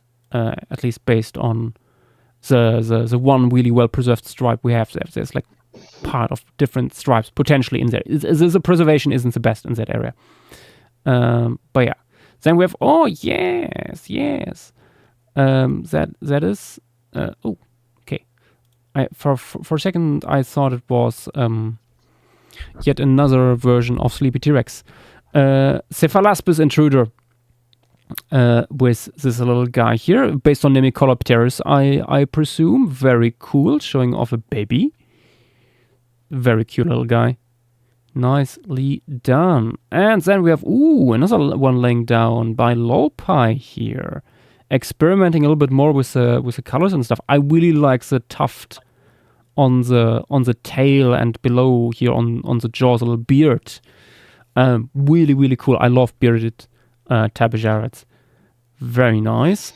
Average bear, hello there, with this little boy just standing there, looking behind itself. Again, like typical for my usual sermon about pterosaurs, the torso is a little bit too long. I'm not sure you were here for this, but the wing finger would be quite stiff and quite straight. So what you see here in the skeletal drawing by Villa is actually how it would look like basically ever. There would be probably like a little bit of movement in there, just a tiny bit, but it would be mostly a stiff rod that the membrane was on, like a sail, basically. Also, I beg of people to not make pterosaur wings or dragon wings like a big sail with lots of flapping and stuff. It's an elastic membrane, for God's sake. Anyway, side tangent. Im Cypress with this guy just laying there. We have a little cutter as a treat. Ooh, yeah, nice with the rat. Very cool. Yeah. Using the holotype and only have the iridescence here on face and a little bit of the neck works really well, as we don't know how widespread this was. Very cool. And then we have another portrait by Raven, going for the pigeon magpie look here I see on the neck. Very nice. Going also for the nuts. Yeah, no, I think that looks good. I think I would make the crest like to at the back a little bit more extended. I think that works. Lovely shapes here in the stripes and stuff. Good stuff. Next up, we have Octolus. I have to say, although the stripes should like run the other way, we should have mentioned that maybe. I think it looks really cool with a very stark contrast, black and white. That is pretty cool. Okay, this Raxter. Next, with our Cynopterus on the ground and Psittacosaurus approaching. Oh, sorry. It was a slight burp that came up. Oh, I don't know where that came from. I think the skull looks a little bit too much like certain other pterosaurs. I think the eye should be a little bit more forward and the crest a little bit more like expanding backward when you like look at the skull here, like, and how the bony prong is like extending backward. It's very characteristic for Tapigarids and especially Cynopterus. So yeah, like a little bit more swooping back here is probably good idea. But yeah, no, nice, short and stiffened wing finger here and stuff. Nice. Cypherpark, hello, coming in late with the leg day skipper. No more. Very cool. And certified moderator hunter. Oh my god, I'm scared. With a little portrait. Very nice little watercolor going on here. I think that I see a little bit of the shoulders coming in here, and I hope you didn't do too much past this, because I think the neck can be a little bit longer. You might be missing on like 2 cervical vertebrae there. But yeah, no, liking the striping and stuff. Good work. V-Swain then with this black creature sitting in a tree. This reminds me of old heraldic German eagles. Oh my god, I have to quickly find it.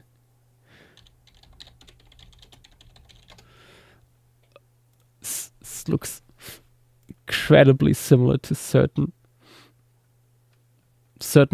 old German coat of arms. Oh, is there a better one? There's a lot. Is that the one on the yellow background? Yeah, yellow background with here for example. It reminds me strongly of this one. Putting it in chat.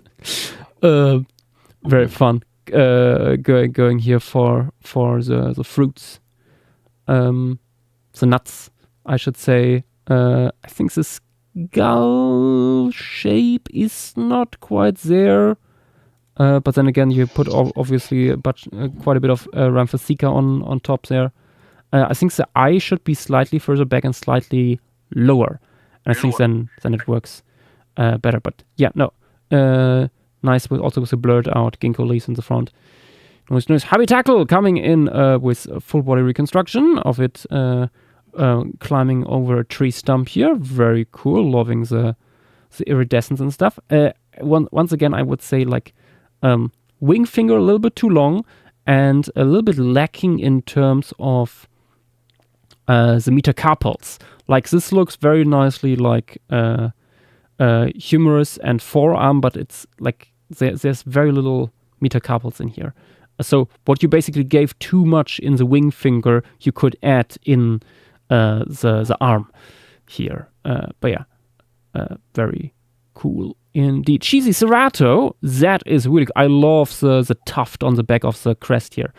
Nice stuff. I think like the lower beak here, it looks a little bit too much like a what's it called? A puffin.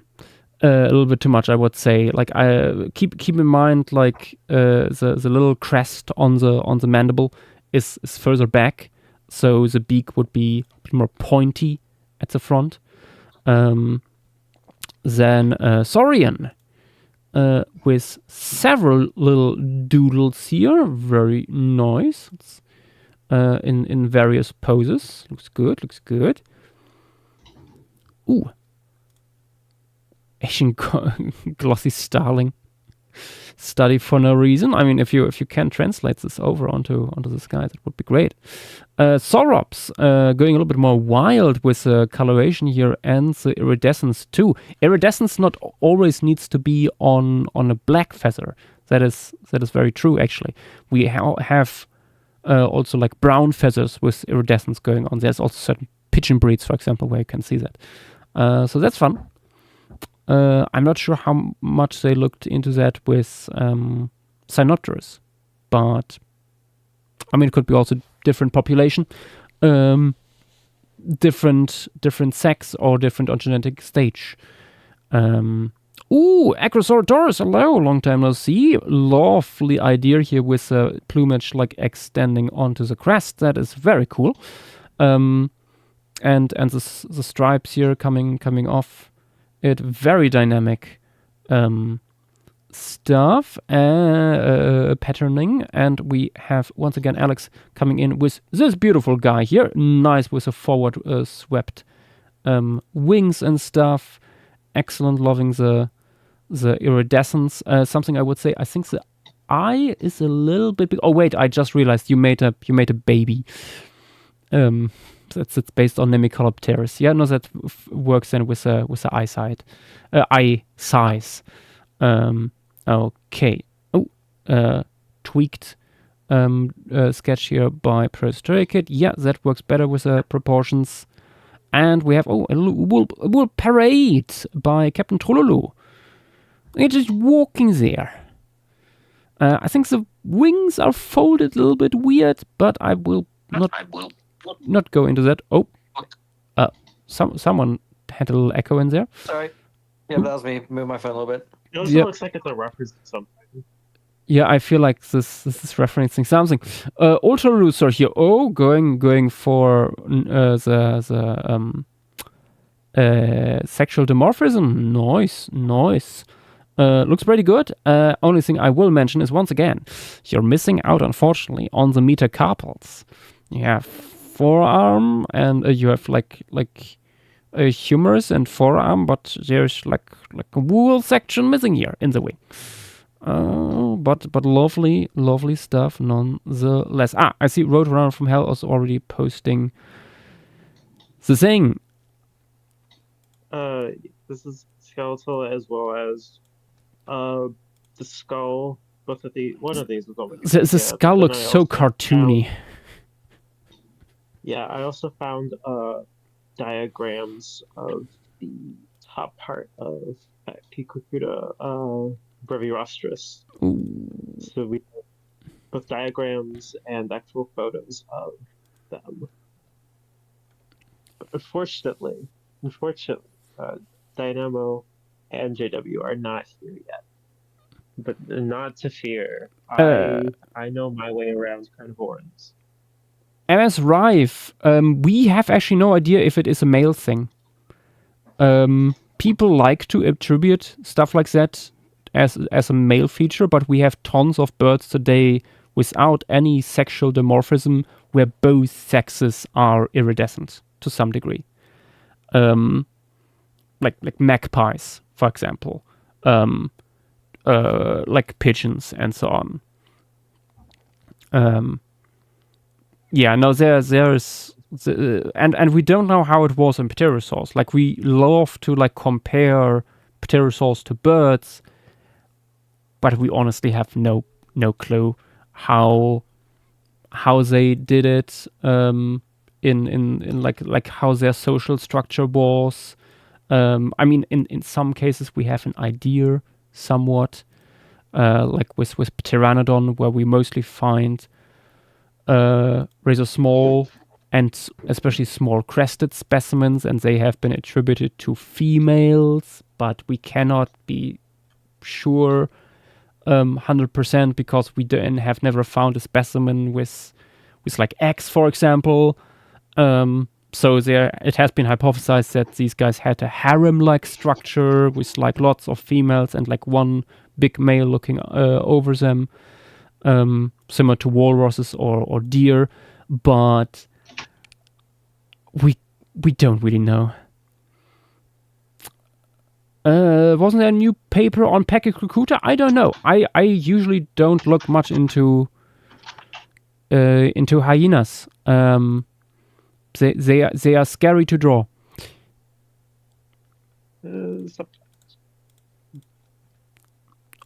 Despite being fascinating animals, I don't have much fun drawing them. But maybe this will change with this one.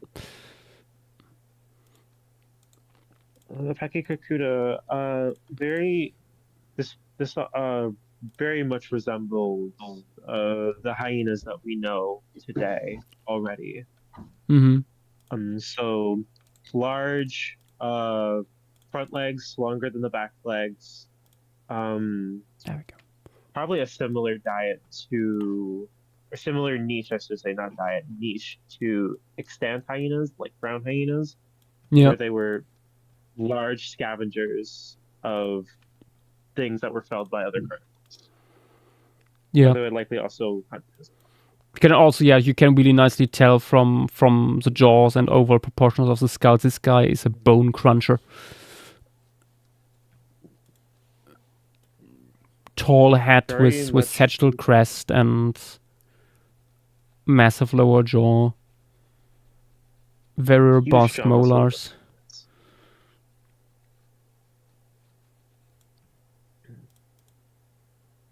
Very, very, very, very cool animals to draw. Yep. Some things to note about general feliforms. Don't draw them like dogs. Yep. They have unique muscle structures both in the face and in the body, as well as proportions of various things that make them look not a lot like dogs. Like for instance, feliforms generally don't have as much of a defined chest compared to canines. Much larger facial muscles. Their snouts are, I guess, more covered by their musculature than would be in dogs. Yeah. Let me see if there's Favorite actually maybe a canine. diagram here that shows this. Maybe.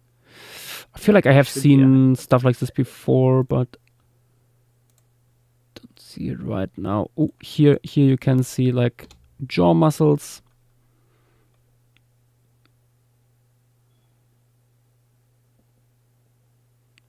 Antoriano, the context for the German eagle becomes clear when you scroll up further and see that who was it? Wieswein did a pterosaurus that looks somewhat like it. No, he's not here, which is why he was confused because he just checked the channel and saw that and was like, "Huh." Well, that is his problem now, I guess.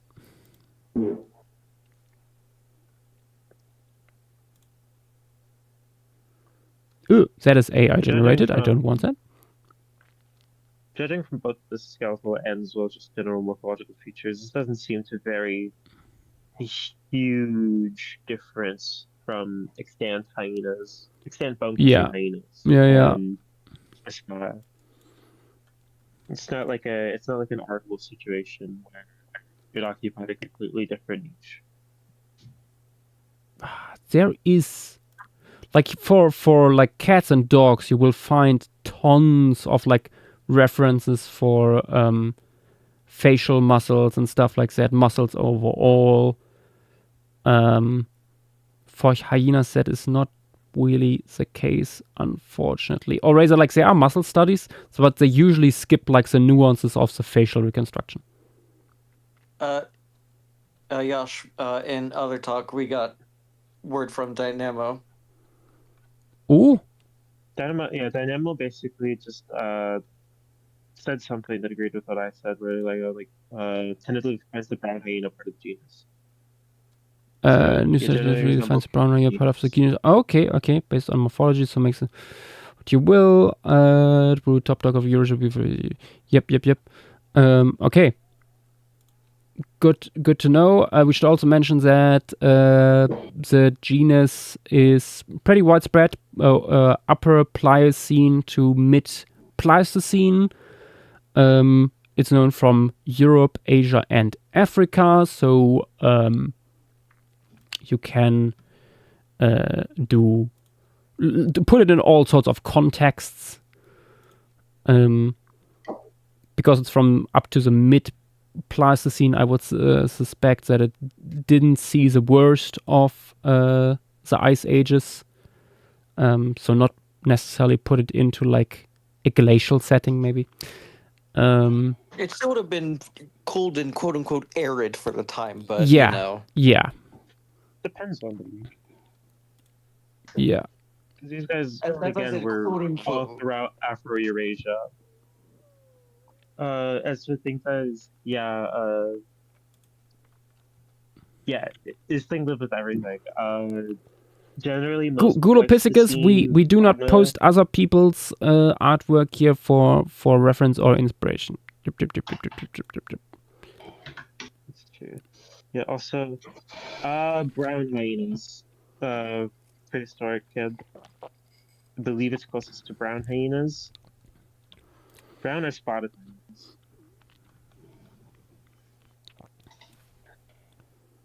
Yeah, I believe it was found to be more social than aardwolves, so maybe not. I just typed in like brown into Google search and immediately gave me brown hyena, like anticipated apparently. But also, right below brown hyena as another suggestion was brown recipe. And I'm like, what do you mean brown recipe? You know, in case you want to make brown. In case you want to make fascist, I guess.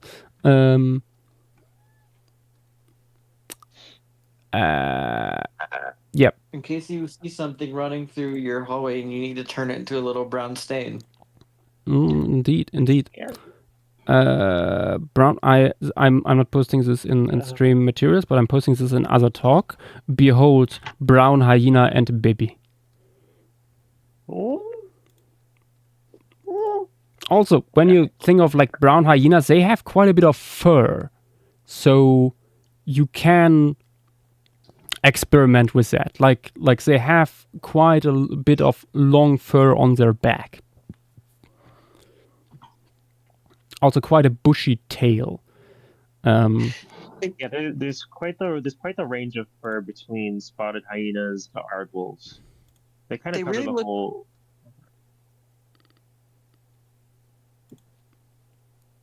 They really look so much more like canid like as babies. Holy Uh, virgins. we How should- different the coloration could get? Generally,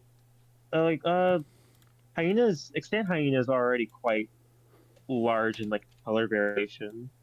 Like brown hyenas, obviously get quite like dark to bright contrast. Yeah, nearly white. Aardwolves are quite tan with black stripes. Spotted hyenas are spotted. There's like a very wide range. Yeah, in general, like so everything from black to white, and like all brown tones in between.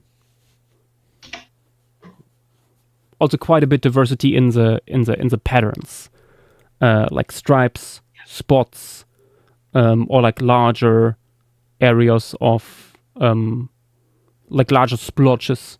Like with a brown hyena, you usually have like this more white or beige on the neck, and then the dark back, and then stripy socks, stuff. It's doing the coelophysis thing. It's doing the coelophysis thing. Oh, Hussein, that looks honestly scary. That hyena running there looks a little bit malnourished, which maybe adds to how scary it looks.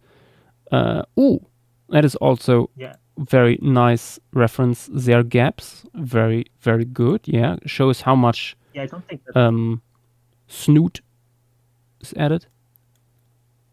I don't think that's a hyena. Yeah, actually, looking at the skull, that looks longer than your usual hyena. Maybe reverse image search.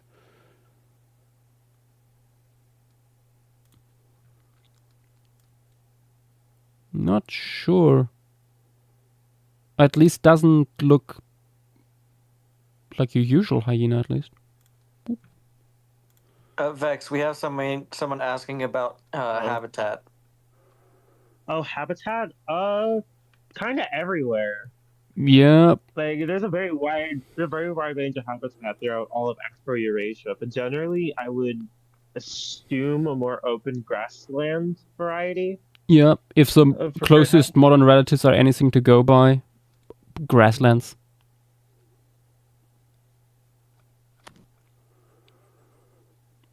This thing's Pachycruda is a Pachycruda.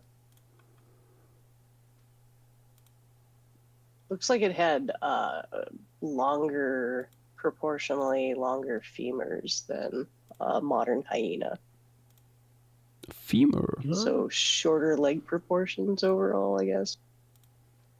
I don't know. I would need to like look see it next to each other. I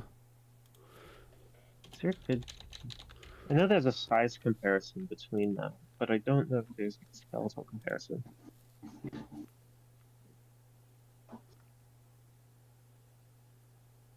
That's a cave hyena. No.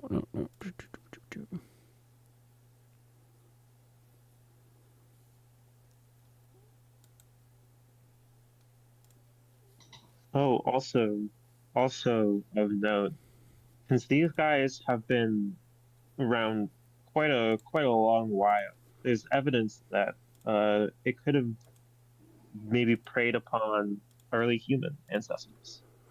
True. Not Homo sapiens per se, but other members of the genus Homo.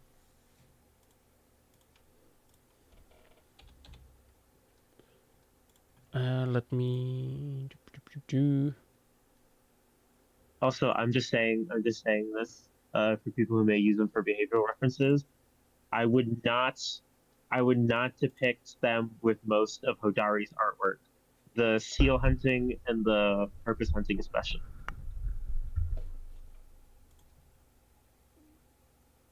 That is completely speculative. There's really no evidence of that. Hodari usually goes to the unproven but technically possible things. He has fun with his work. This work especially falls into the role of, I mean, sure, like, if it was there and it was hungry, yeah, but I don't think it would go chasing into the water for them. I think that's a bit extreme. I think if it was like beached, it would probably eat. But I don't think it's going into the water and chasing. That's a bit. That's a lot of speculation. Oh, I just found an incredible image of a brown hyena. This thing is literally doing the Doge face. The side eye. I think I've seen that before. It's beautiful. Found it on Facebook. Okay. I think we have enough to start, as much as I dreaded.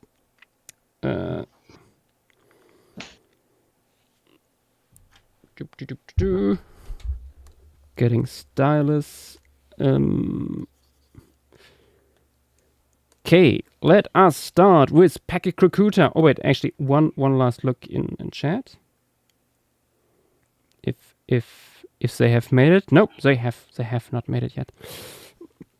Let us start with Pachycrocuta in 1, 2, 3, go. Oh, Dynamo and JW are on their way back and wanted to join. Yes. The gruesome twosome, of course. Mm-hmm.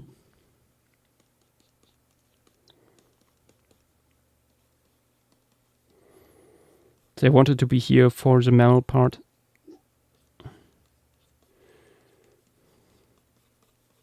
I'm sure we can allow them to post their stuff afterwards if they can't.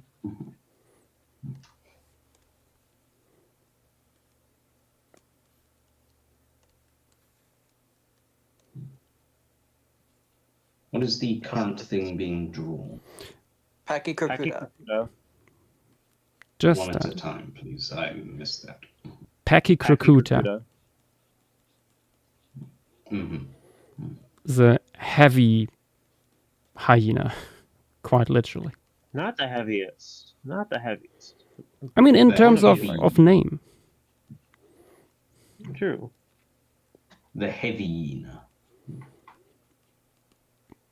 Walking is not prepared for the arrival of Dino Computer. Hyena.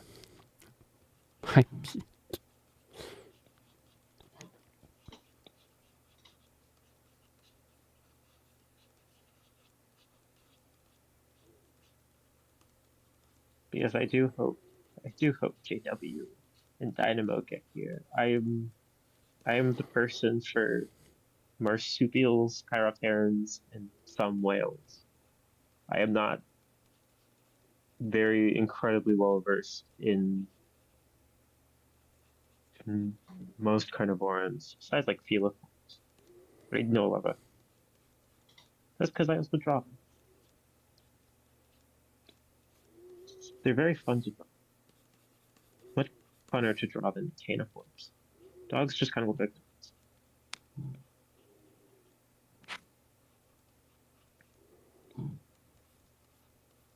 What the hell?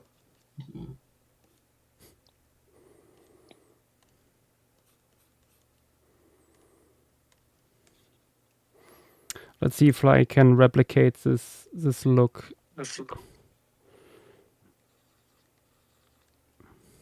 Steal their look.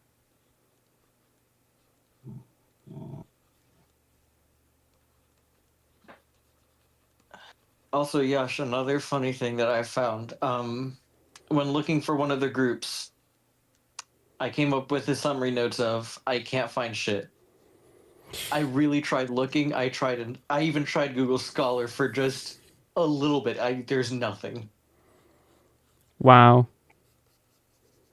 There's nothing. Honestly, though, I wouldn't be surprised if there's quite a few of extinct insect groups where that's the case.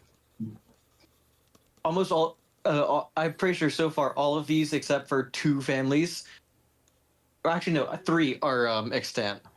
All but 3 are extant. Mm-hmm.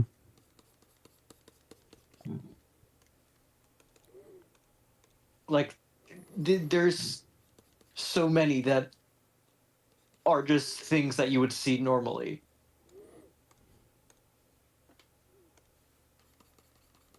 How do you do the feet on a hyena?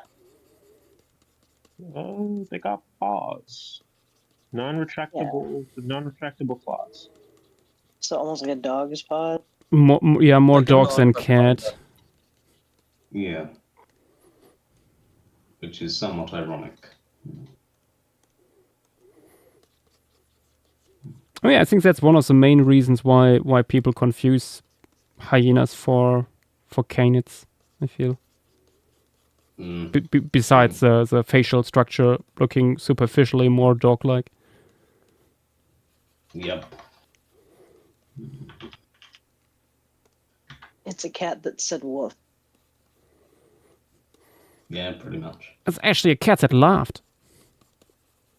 Completely off topic. Have you guys seen those videos of the blue jays meowing? No. I believe I have. Also, I'm not surprised. Hey, go, let me find it because it's a really funny video. It's just a blue jay that just meows. Are they allowed to do that? I guess. Can somebody stop them? Has anyone ever succeeded in stopping blue jays? I mean, wringing their necks would probably do it, but you've got to catch them first. Yeah, but blue jays are Putting quite... in another talk right now. Yeah, it's just a blue jay that just goes meow. Feels like something they could do. Considering what crows are like.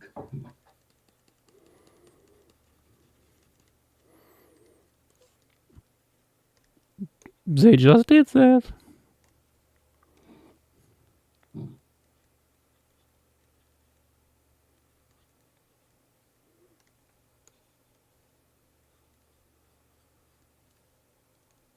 I also find it funny that blue jays are corvids because you have all the other corvids with their like black glossy feathers and whatnot.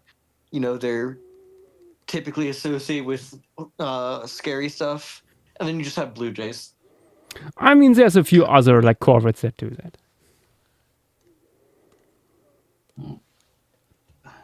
What's that called over here in Europe?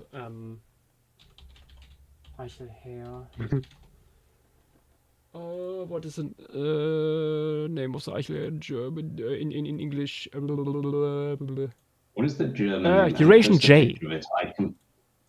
Oh. Mhm. Like, unless you are aware that jays are corvids, you wouldn't tell. Oh, Dalo has a very nice looking salad there.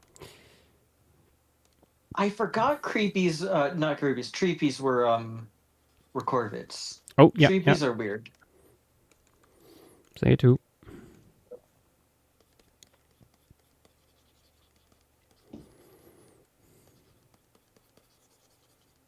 Yeah. I've been seeing quite a lot of jays flying around at the moment. They're mostly burying their acorns. Mm-hmm. I didn't hear the one today, but there's a crow that lives in my neighborhood, and usually in the afternoon he starts yelling at everyone. That's nice, Ben. That's a very crow thing to do. I have a magpie that has taken to. Actually, he's been around for a minute. He has a family that he raises. Oh, Yeah, I'll see about 4 or 5 of them out in the yard Yeah. foraging. we're not the biggest fans of Real magpies friendly. over here because they tend to like raid the nests of smaller songbirds.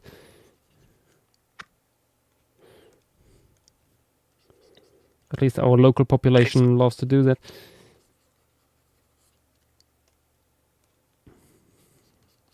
Ours are locked in a battle with squirrels. Ah, Sounds excellent. about right. The sky rats versus the tree rats. God, mine looks a little bit like a Please. German Shepherd now.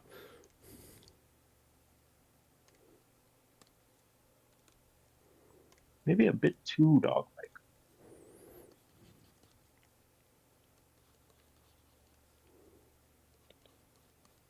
Don't think I'm gonna finish the coloration on mine. I did something quite interesting.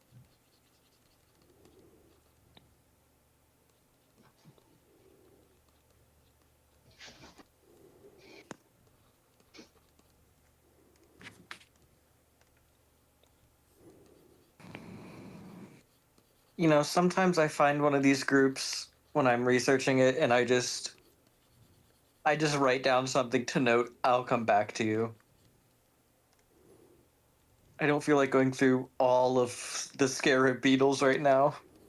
And check. There's many. 10 minutes.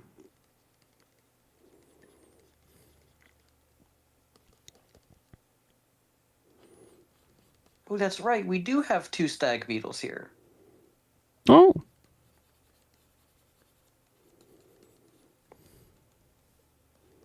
Stag beetles are cool.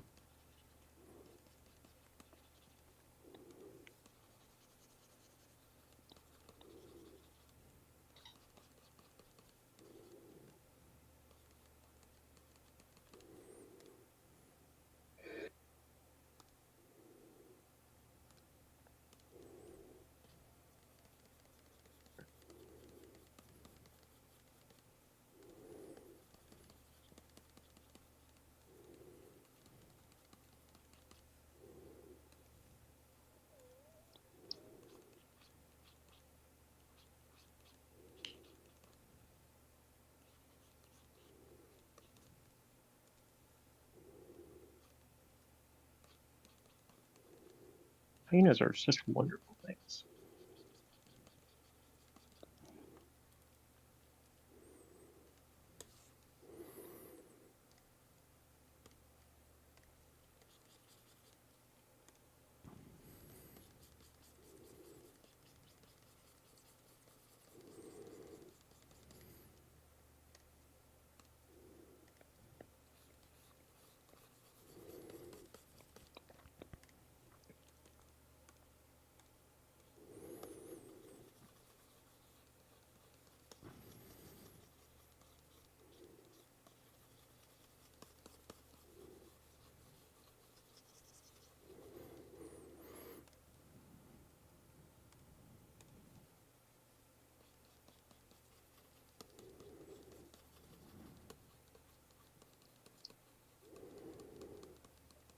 8 minutes, 30 seconds.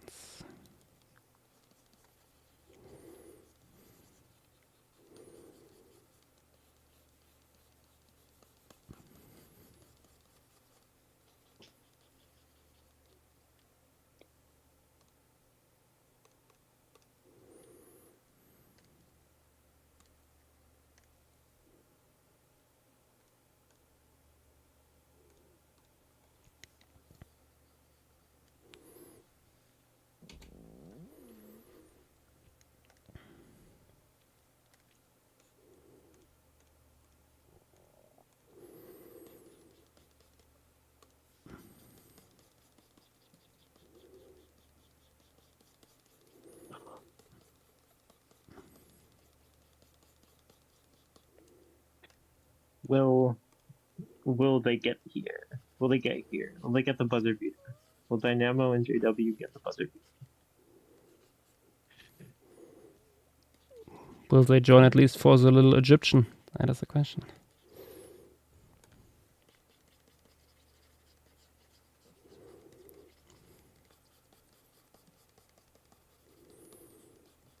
Let's hope they do not break any speed limits to get here. That's unhealthy.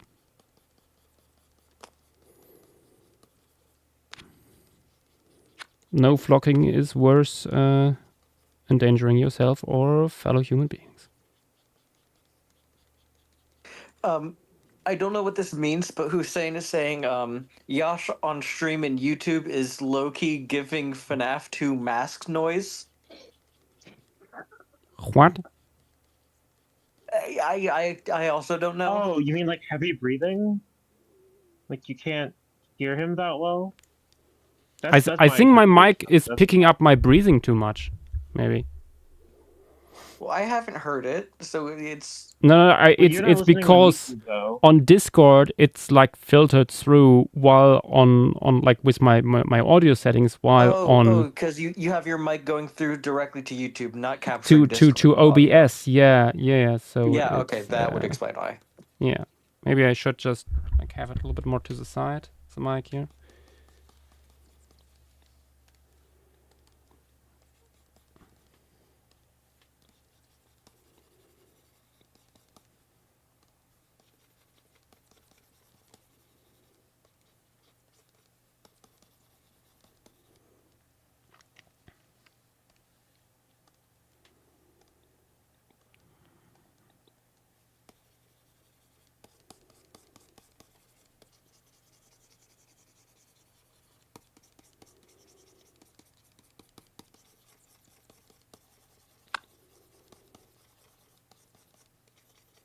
I can't believe Yash was a nightmare at Freddy Fazbear's Pizzeria.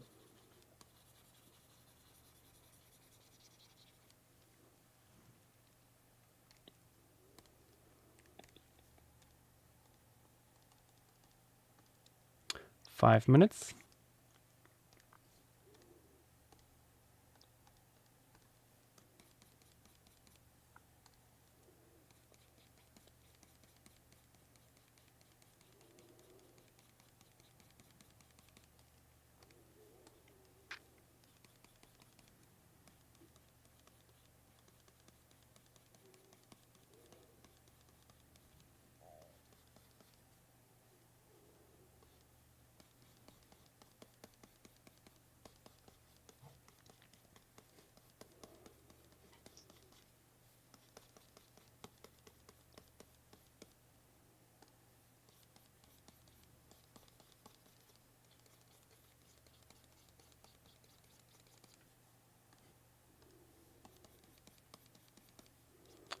Let's bring in a little bit of reddish browns here. There we go. Oh, I'm actually quite happy with this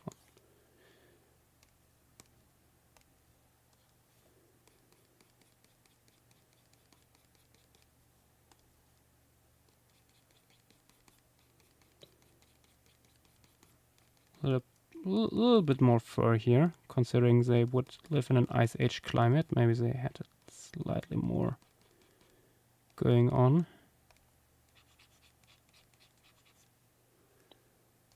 Thank you, Gulopithecus, for reminding us. About He just what? says he says 5 minutes in quotes, 9 quotes in parentheses at Freddy's. Yes. 3 minutes, actually.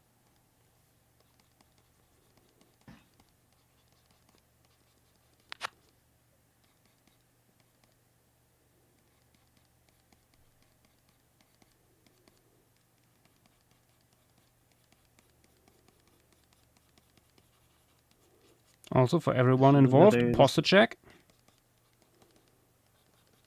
True.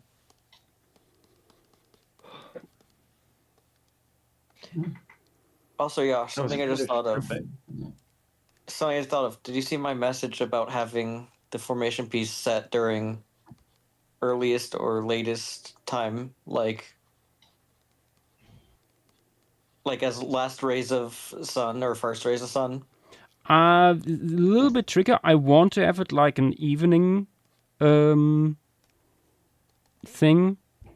going on there, but I think JW is here. we need the light for the piece to work. Oh Yeah, my god! obviously, Oh I'm my just god! saying, There's like, it's- there's a hand raised.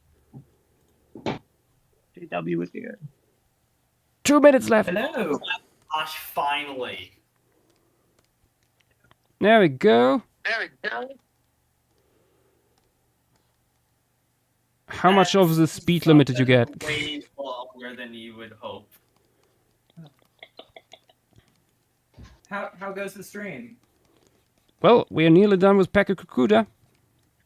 Oh, All good. What a creature. Oh, that Did you was break awesome. any? Did you break any speeding laws getting here? No, it was like a 8-minute drive. It wasn't bad. we were at a restaurant that for 2 hours and it shouldn't have been that long. It was Ah. very busy.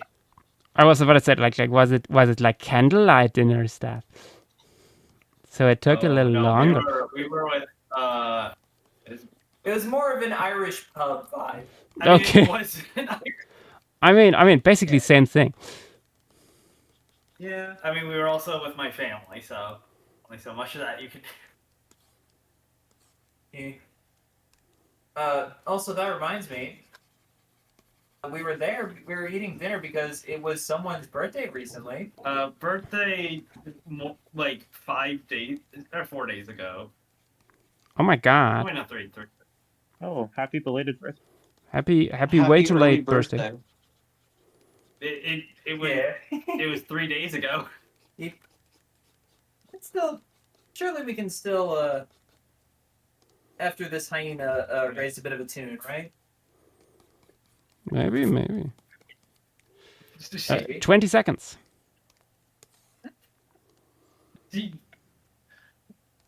Okay, but can these beetles fly?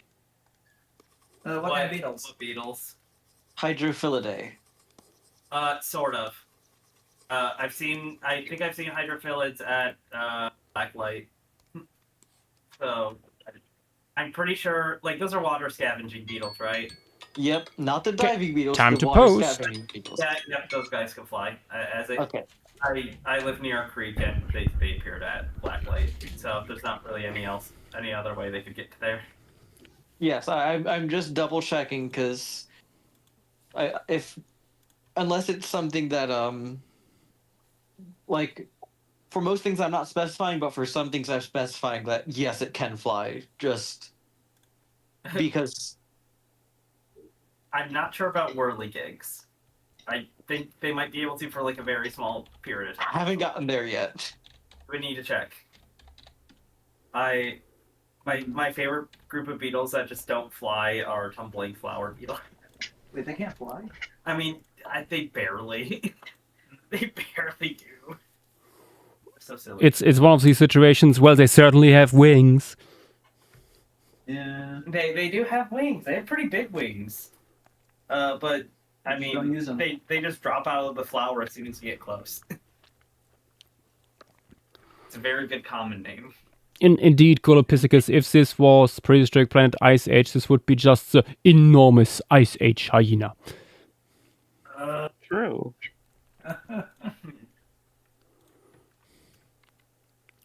I do have a reference for the next drawing because Trilo gave me the rough skull drawings he made for March of Mammals. Ooh. Yay. For both species, even. I did not finish mine yet, but I will probably again finish it once we get to there. The next one's gonna be fun. Yes. John Afrotheria. It's not even. It's not really even a generic Afrotherian. I mean, its taxonomy is so messed Is up there that we didn't know what is it there was. such Time. is there such thing as a generic Afrotheria? That's a great question. Elephant shrews. I Are they? no, I mean I think actually like this guy might be the closest you get to generic Afrothea. It has like chondrial vibes to it. Yeah. I feel like with such a wide variety, the closest thing you're gonna get to a generic Afrotheria is something that looks kind of like an aardvark. And this is like that, but generalized mammal carnivore This or omnivore. this isn't Kurbos, which is cooler Tolmaya. Dang. It's Tolmaya but with a weird canine, which is what makes it cooler Tolmaya.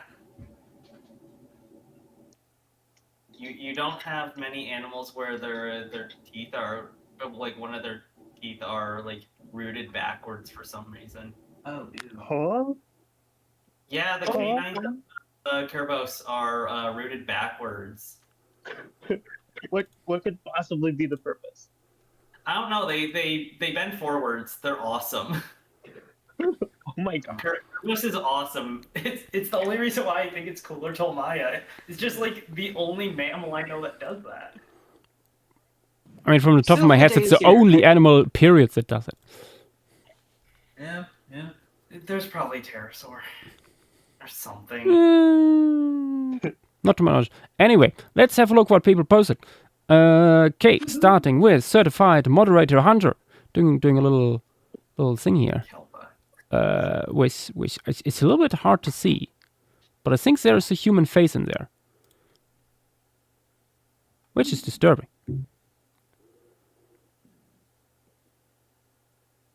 Very cool. Next, Rodent with Moonsetter, a very nice title for this guy.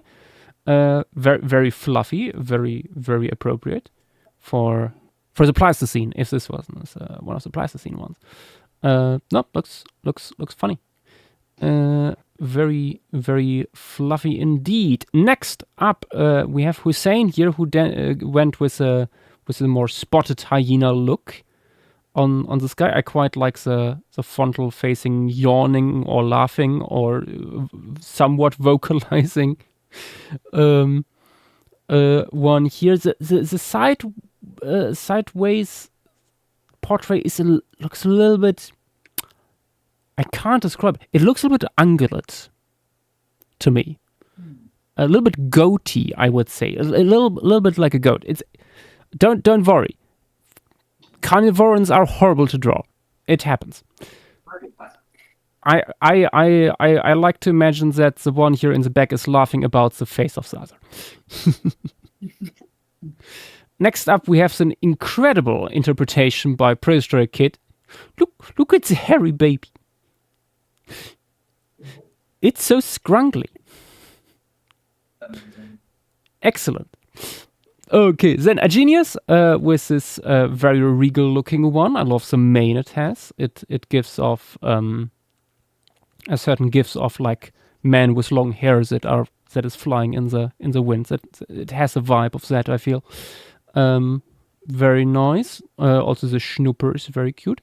Average bear with this little guy here. The fur tufts here look a little bit random, I feel. Fucked up looking mongoose. For mongoose, the limbs are maybe a little bit too long.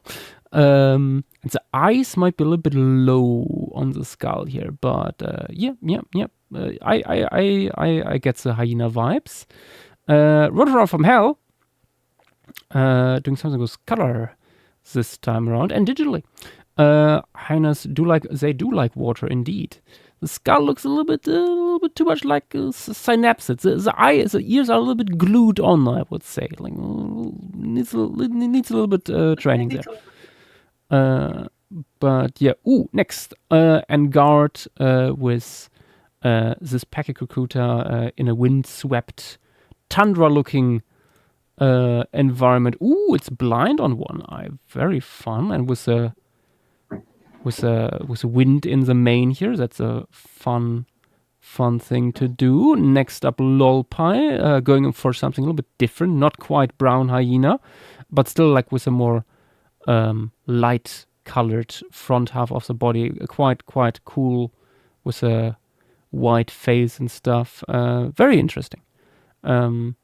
Has a little bit of an heraldic look, the way you did it here on the solid red background and the pose here.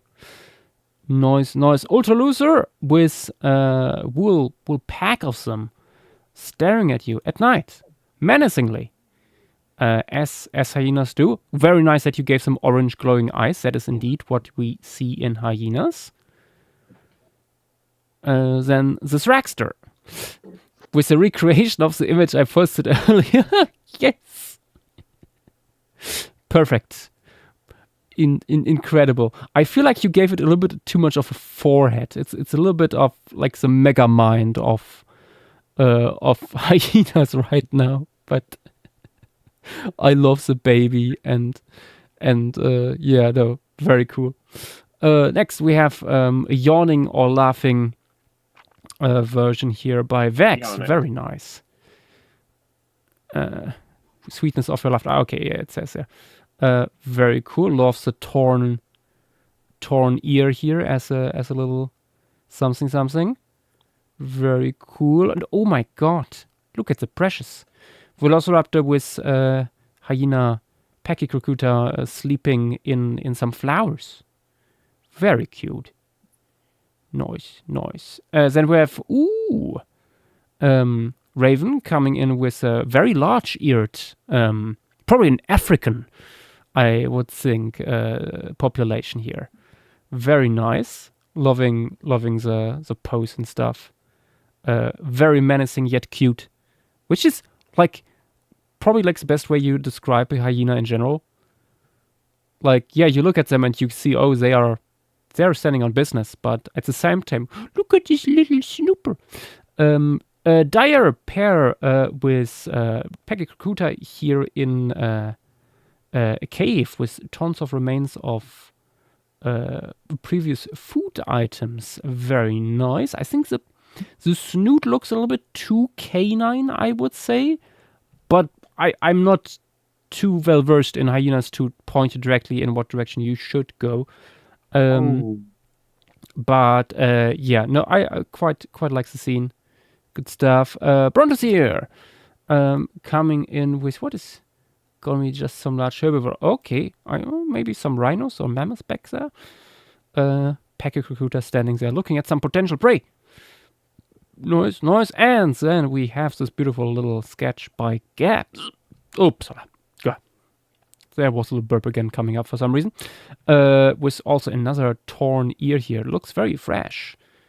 Nice. Very, very cool pose here with it looking behind itself. And I quite like also these rough brush strokes here and so on. Like fizzling out the wool scene at the edges. Nice stuff.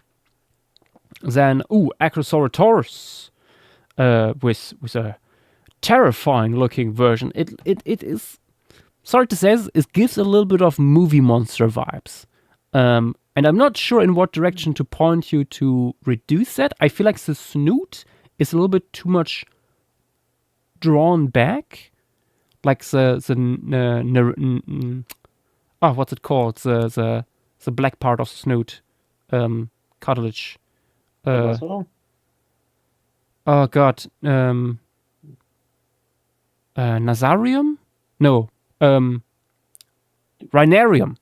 Sorry, that was it. I think it would protrude out more in general. I think that's a big part. Like it's I feel like there's a little bit missing in the overall like soft tissue anatomy of the snout. Like it's going like a little bit towards Gorgonopsian in the moment. I feel maybe looking at a few more like hyenas doing this could work with that. But overall, like really nice here work on the fur and stuff. I love the like longer fur on the base of the neck and stuff like that. And yeah, it looks terrifying. Another one by Tapping Snurtle, similar pose to what Gaps here did. Love the evening vibes you go for and stuff here. Very cool. I think the ears could maybe sit slightly higher on the skull, but yeah. Nicely done. Then frontal view of one Pachycrocuta by Eam Cypress. Really love the bull thing and the puppy eyes while having like a human hand and arm in its jaws. Very cool. And then we have yet another piece by Alex. Is that looks a little bit like it could be an Pelagornis here, Pachycrocuta and seal. That looks like a modern day. What's it called in English? Grey seal. Looks a bit like a grey seal. Wish our hyena looking from afar. Very fun. Jesus Cerato with this very long furred version, loving the fluff and how it waves around the animal. Looks a little bit like in like when horses are outfitted for jousting, they have this stuff thrown over them, the blankets. Looks a little bit like that. Very cool. Also, the reddish fur works really well. Then puppies and kittens. That is Sleepy T-Rex. I knew it. With this guy just rolling around, being a farter. I mean, I can see it. Hyenas, after all. I feel like the head doesn't quite look like a hyena's. If the snoot looks a little bit weird. Can't quite put my finger on it. Oh, and I'm approached by another filiform here behind me. Yes, Findus. Yeah. He wants attention. Probably need to give some snack in a second here. But let's first finish this one here. Happy Tackle coming in with a loafer. Look at the loafer. The loafer lost a little bit of its snoot, or is that the tongue? I'm not quite sure. It's very loafy, very appropriate, incredible, love it.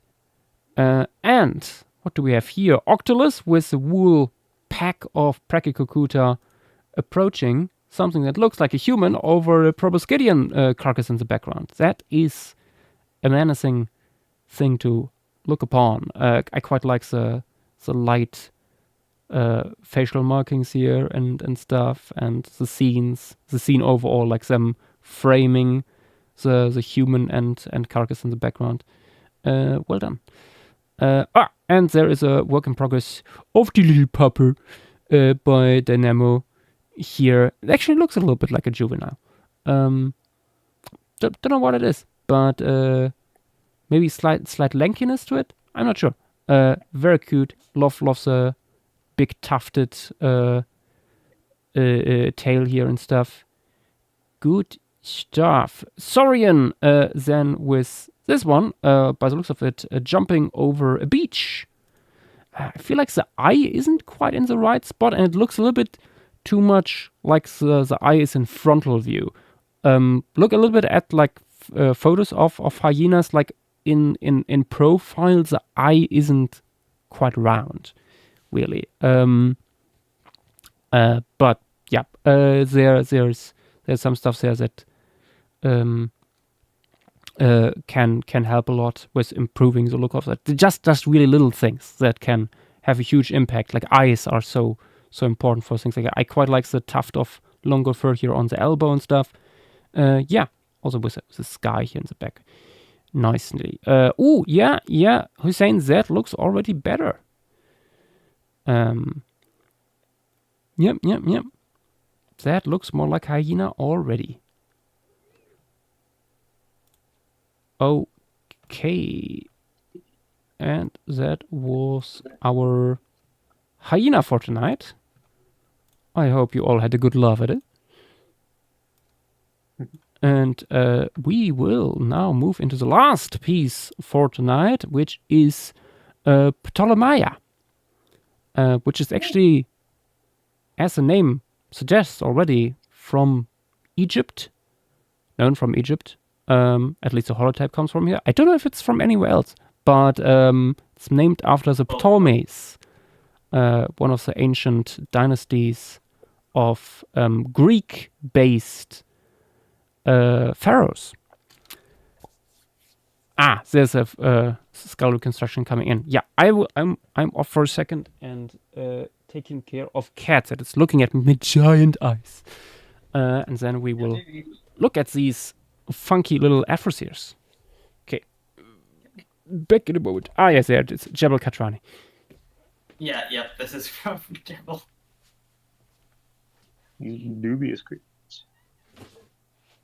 I believe both species are from here. Contemporary? Awesome question. I don't know enough about Jebel. This is not where Egyptian Icterus is from. This is where Sahara Derma is from.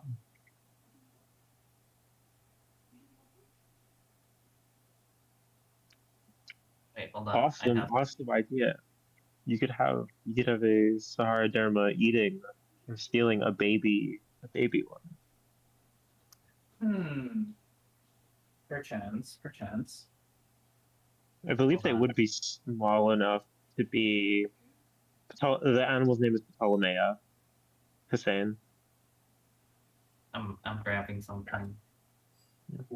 But I do feel like, how big were these? Yeah, I don't feel like these are big enough to be like the juveniles, to be outside of the range of megadermatids. Behold. Oh yeah, I could definitely see a juvenile getting absolutely destroyed. Okay, back. Cat's taken care of, at least for the moment, which will probably last 20 milliseconds. There we have a good old size chart for Gerald Katrani. I forgot how many Afroseers we have from here. It's honestly, the heyday of Afroseers. I like how we have the transition in Proboscideans between Moratherium to Philomia to Paleomastodon. Mm-hmm. Yeah, these three overlapping is such a wild thing, honestly. I mean, and then you had the third, I'm pretty sure. I forgot its name. Oh, what's the other dude? I don't know. Was Ptolemaia the one in the Basilosaur piece or Valley of the Whale piece then? If I just remember. The Fayum had no. Is also around at this time, just not here. I think we had another one of this group from Kenya in the Kenyan piece. What's it called here? Oh God, I'm blanking. Kelbos is from here. Yeah. It's from not here. From the other one. It's the one that you drew on the termite mound. Yeah, Kelba. Kelba, yeah. Yeah, that's the one in Miocene, Kenya. Yeah. But yeah. Ptolemides in general are all extremely sort of generic. Like eats anything sort of stuff. They're coyotes pretty much. They're Afrotherian coyotes. Yeah. Where's it? Nungurora. That was it. Yeah, Aurora. Where we have it on. Yeah. I made it slightly artwork looking in my interpretation. Which I mean, Do I we can have any I can see. postcranial? Sorry. Unfortunately, No postcranial. Okay. Yeah, no, not really. Tolmaya is the most complete member of this entire order that we have. That's sad. All the others are mandible, like incomplete mandibles. Yep. This is most likely either a group that was in specialized environments that we just don't get preserved, or they were very uncommon in their environments. I'm betting the former. Yeah, there's Yeah. always just rares that are, So are rare. yeah, looking like in terms of body shape, looking at something kind of aardvark like is probably not the worst idea. Potentially plantigrade. Probably like a relatively long tail. Short neck. Beyond that, who knows? But also, there's nothing technically, there's nothing scientifically against you giving it some kind of accursed tailless Hyrax-like body. That is also possible, yeah. Oh no. Yeah. Yeah. Or you can cheat and just do a portrait, of course. Yeah, That's so the gross. The skull is super smushed, though we don't even know how wide it was.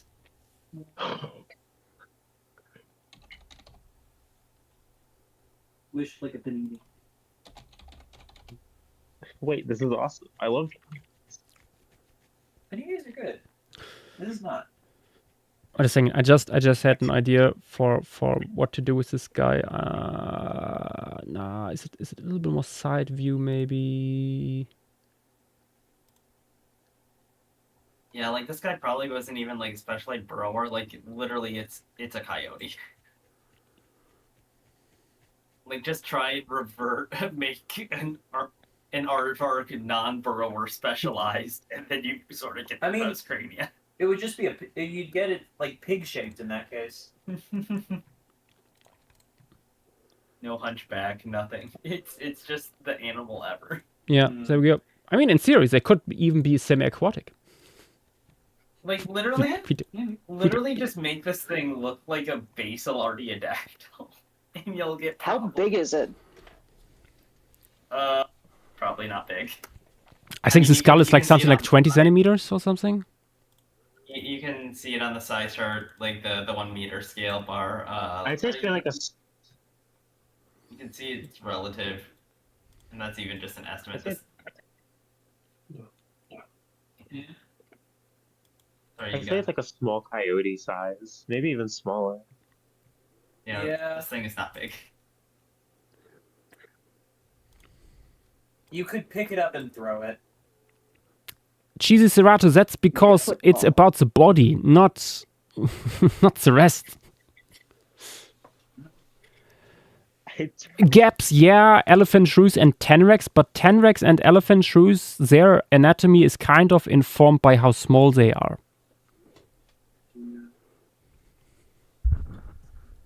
They're very small insectivores. They would not have the body plan of like an omnivorous creature. Yeah. Above. I think I will use this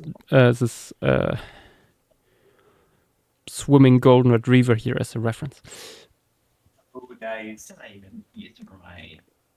I don't know what's scarier, the fact that like you could just have like a semi-naked coyote-sized aardvark chase after you and like nip at your shins, or the fact that like its children could have been swooped up and eaten by a bat. Yeah.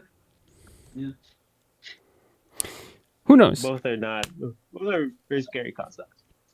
Okay, let us start with Ptolemaea, the mysterious Afroseer from the Eocene of Egypt. Starting in 1, 2, 3, go!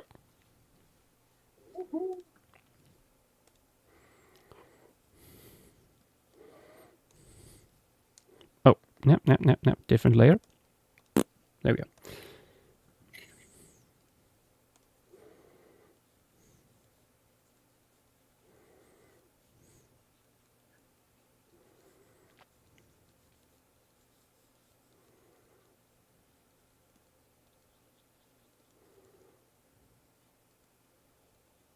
this thing is ugly.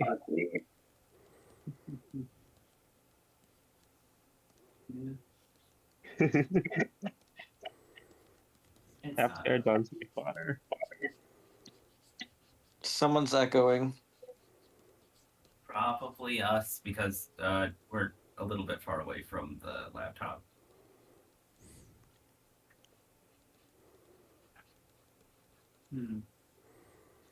Not much we can do about it.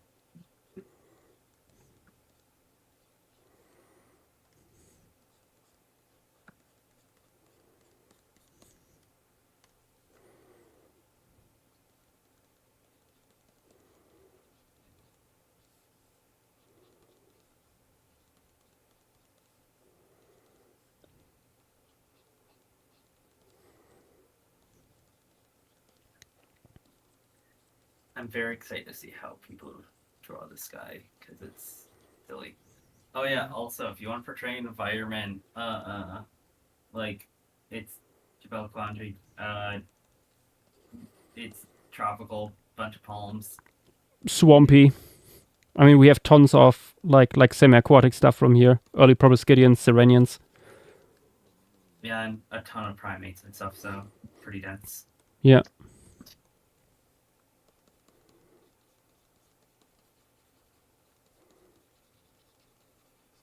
Oh yeah, like Rodin said, white mangroves are also preserved.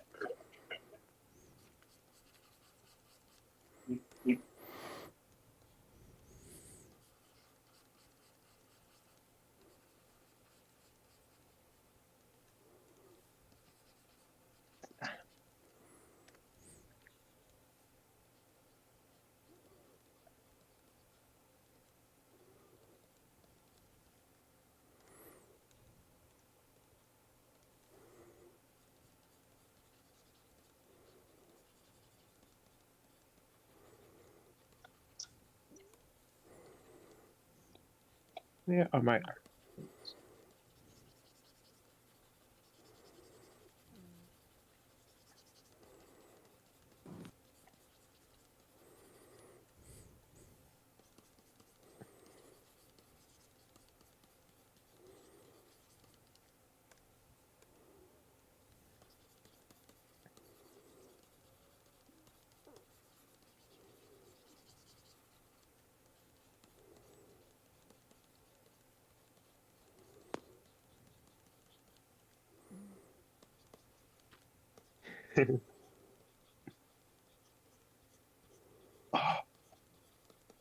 Oh, I'm doing this. I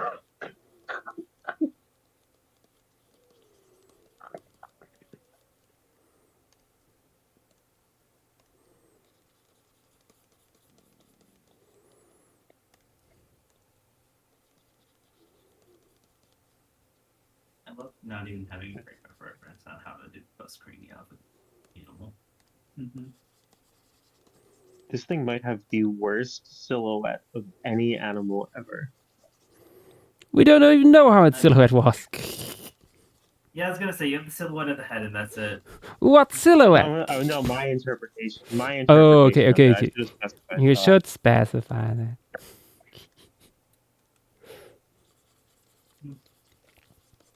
Despicable creature.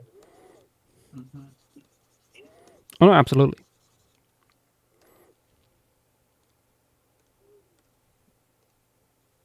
It's kind of like the wet dog of Afrotheers. Potentially. It would be nice if we found some more stuff of it at some point. I mean, we get some post screening stuff from Treble. Maybe. Yeah. So I think it's been a while since people actively dug in Jabal Katrani.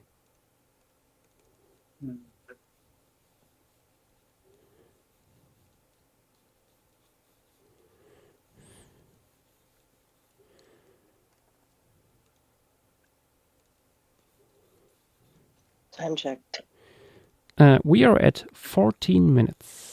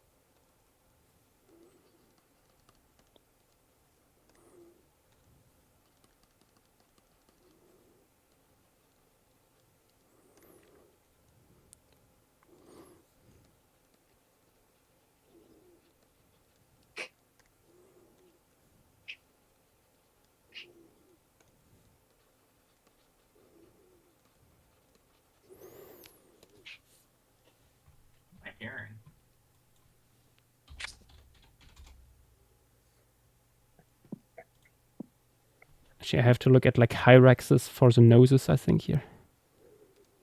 Maybe. Perhaps.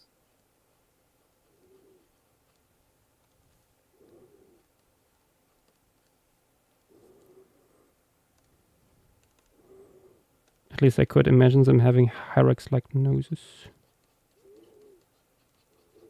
I mean, certainly not like a nose like an aardvark, because aardvarks are aardvarks. Yeah.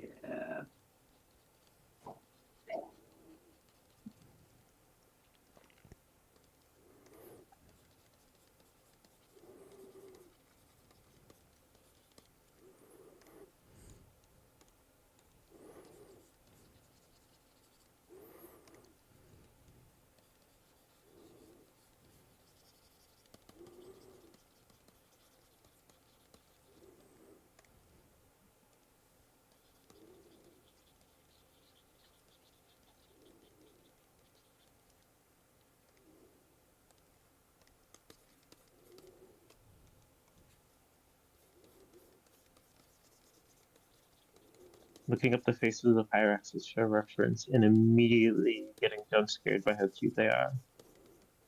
Yeah. They're wonderful little beasts.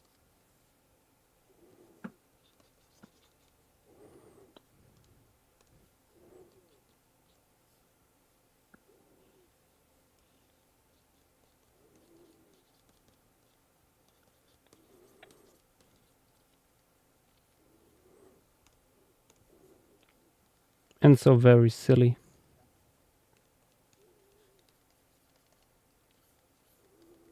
Don't like when people are mean to them. Everyone's been so cruel to hyraxes. People have been calling them John Mammal. I don't know how nice that is. They're not default mammals. They're interesting. They're like so much not, yeah, and not so much not default mammals. Nope, they're not a rodent.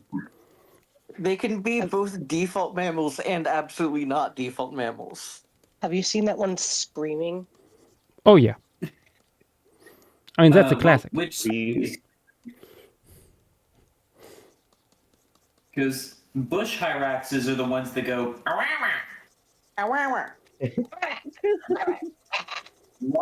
Rock hyraxes sing, and then tree hyraxes just scream like someone being murdered. They're tree hyraxes? Yeah. Yeah, tree hyraxes, they're arboreal. You look up in the jungle and you see a hyrax. I mean, how much rock hyraxes climb? Are you all that surprised? That's fair enough. Yeah. I think there's like, what, 4 species of tree hyraxes? Let me check. 10 minutes.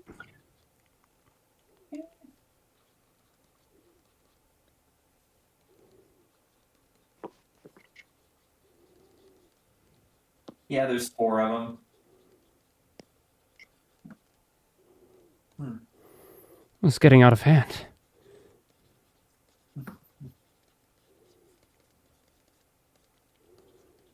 Somebody needs to get them out of that tree.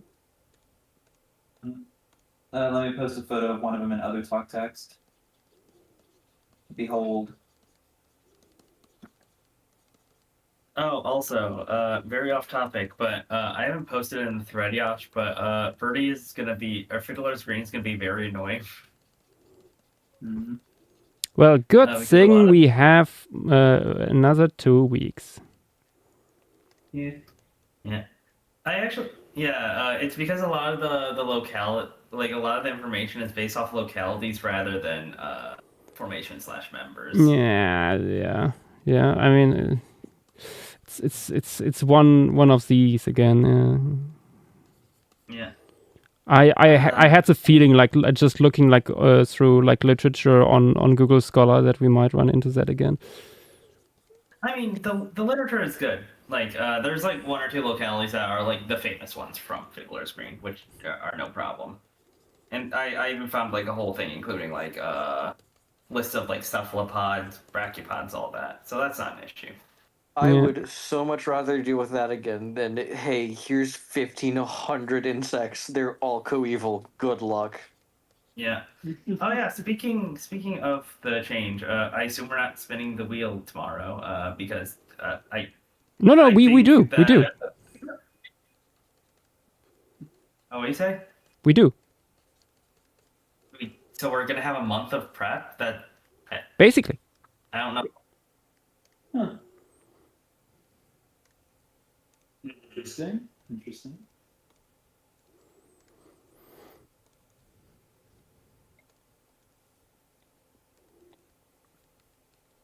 Not sure how that's gonna work out, but it should be fine. I mean, more prep shouldn't just- make it more difficult. No, it's just that the thread, just based off how fast that we're able to, not including speed. I have a feeling that we're just gonna sort of leave you to figure out the composition after we finish all the prep 2 weeks early or so. Which I mean, isn't that bad. makes it easier. Yeah. Gives you time to make sure that you are happy with your composition.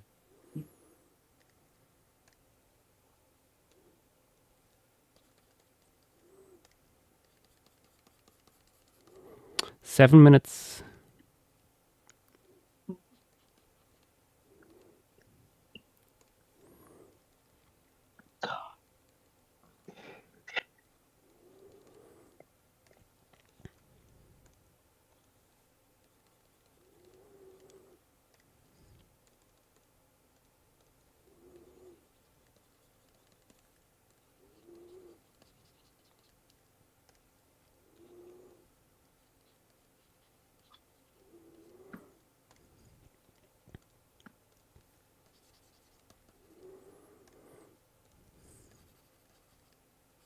Oh yeah, also something kind of that I think should have been noted, specifically for the feet.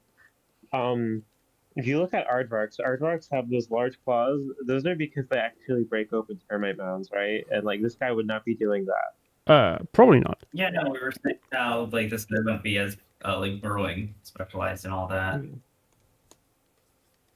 Yeah. Much more generalized footsies. I mean, I- it's still I could possible, see, but like, yeah.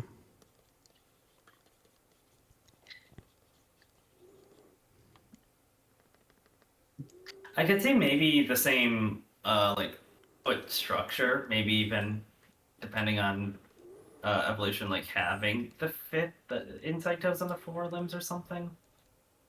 Maybe.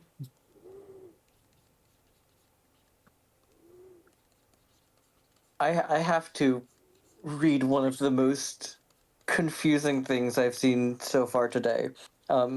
Adults have dense hairs, which allow the beetles to breathe underwater.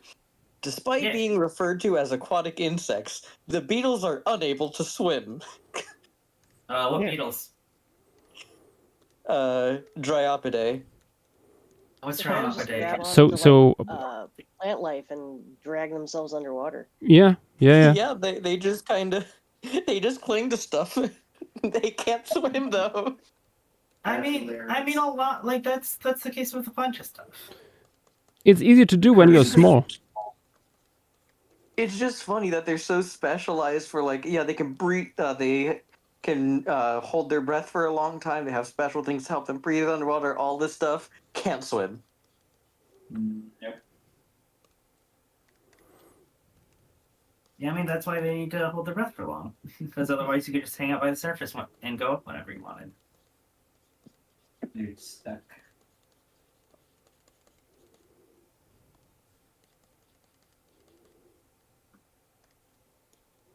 Bugs are silly.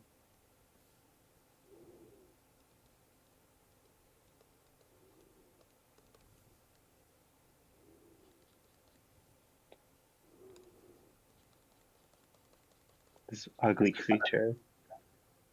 Not ugly. Don't say that about them. Okay, but what if it's true? Not them.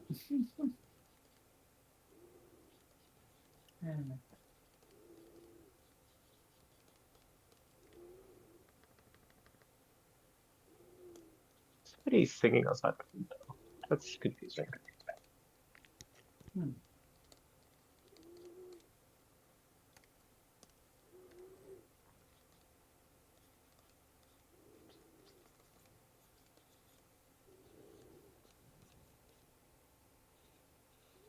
Time check. With regard to my allergies, 3 minutes. with regards to my allergies, I also finally took the step to actually buy like Claritin and eye drops and stuff. Hmm. 'Cause I thought I was like, oh, it's not gonna be as bad. It's like, I moved, it's not gonna be that bad anymore. I was wrong. Oh. I was so wrong. Yeah, these things do not care about what we think should happen. And it was worse because like I was down in Florida and it wasn't this bad. And then as soon as I spend like a year in Boston, I go outside and I instantly get allergic conjunctivitis. I don't know how. That happens It to was me never- too. It's more just your body gets used to certain things in certain areas, and when you suddenly go somewhere else, it just goes fuck this. Oh. Like whenever I go down to my grandparents in the Keys, even though it's in the same state, it's a pretty different environment, different trees and all that. I'm fine the first 2 days. Day 3, I'm suffering. Oh joy. Maybe these plants just need to stop having sex. Maybe that's the solution to allergies.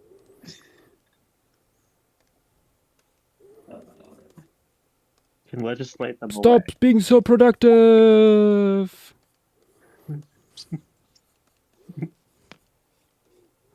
Plan set? Nuh-uh. I feel like plants are law-abiding enough. I feel like they'd listen. Also, JW, Yash and I were talking in a call earlier this week about what to add to the wheel, and Wessex is something that keeps getting brought up. Wessex is brought up like every time. I'd be fine with it. It's just cartography stuff is annoying. I think that's the only point that has been brought up against it, really. Which that's gonna sort of happen with a lot of environments. So, Yep.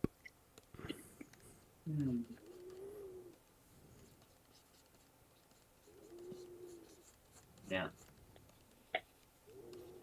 With these, now that we have such a long period of time, we could also start looking into the stratigraphy of like the smaller fauna if possible, because we haven't really been doing that as much as with the larger stuff. That could, yeah. I mean, with that so would be much nice. time, we might also be able to like just do like little bit of research stuff on the side and things that have not been spun. So like pre-production basically for when it gets spun. Much more relaxed, I think. Yeah, I which mean, is just in important. general, some terrestrial European Cretaceous Ooh, sites just a would few be seconds nice. left. Barely. We've barely had any of those. And there we go.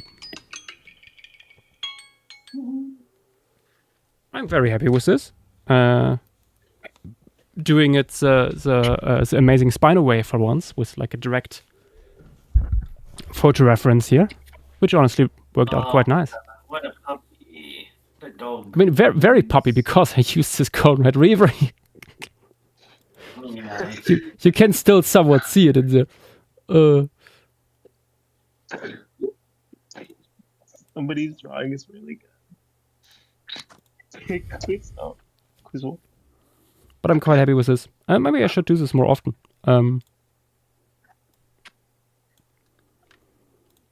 But also, I'm Yeah, clearly more warmed up now than I was with the first piece. Oopsala. Yeah, I mean, it's nice when, like for flocking, just not needing to think about like much about composition, just being able to, like, obviously edit the image and stuff like that, so it makes a lot more sense. But it's nice. Completely unrelated train of thought that I just had. JW. Yeah. I'm looking into the different groups right now, and I've gotten to Elaterraformia. A lot of these guys seem to have bioluminescence at some stage. Do you think that's an ancestral thing or something derived within That's Nick. Elaterraformia? I What? don't. What is that again, though? But Nick is usually the one that you should ask. He All right, knows so much more about insects than I do. I do not know the answer to this question, but he might. I was more just wondering thoughts because I don't think there is an answer right now. The thoughts. Elateriforms are click beetles and co, right? Yeah, click beetles, glowworms, fireflies. False click beetles. Yep, false click beetles. Counterfeit like beetles. Awesome. Yeah, I'm just curious. Yours 'cause- is very interesting. I'm just curious Well, because a that's lot of very these guys do glow.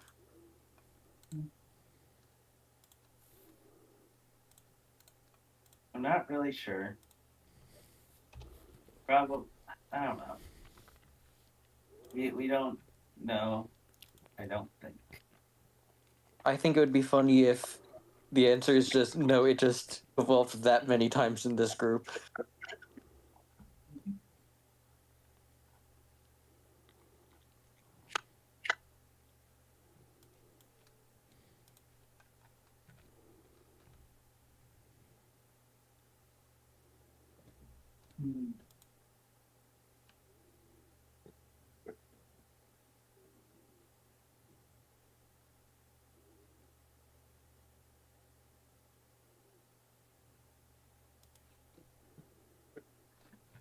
We have a wide variety of Aphroditeas here.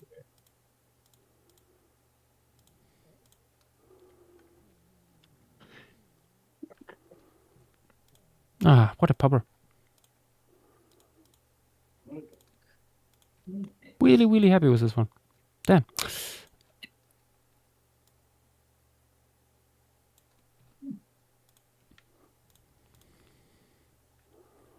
Much puppy.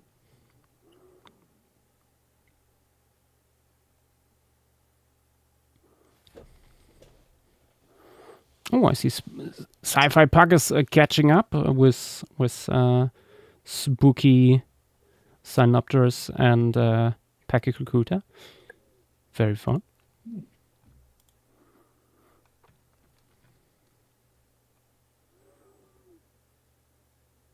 Golopithecus, yes. Yes, every other Saturday.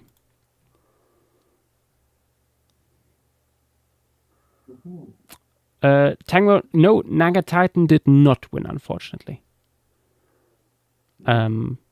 Although I think it's quite likely that we will do it on Sunday.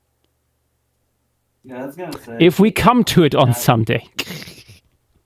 No, will you make it blue? Because I will not make it blue just as a statement.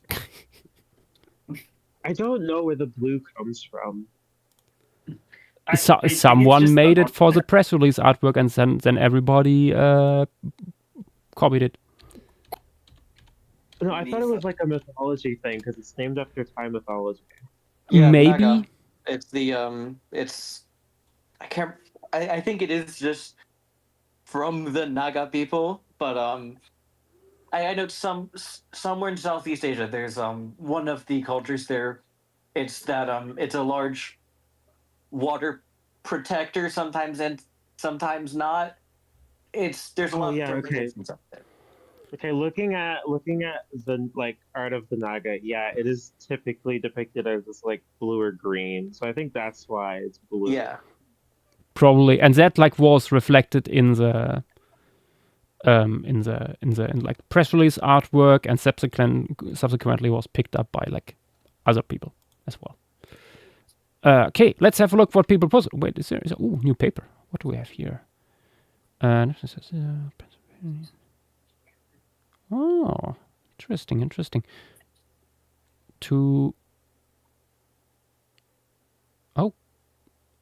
early Eocene suppressor. Oh, interesting.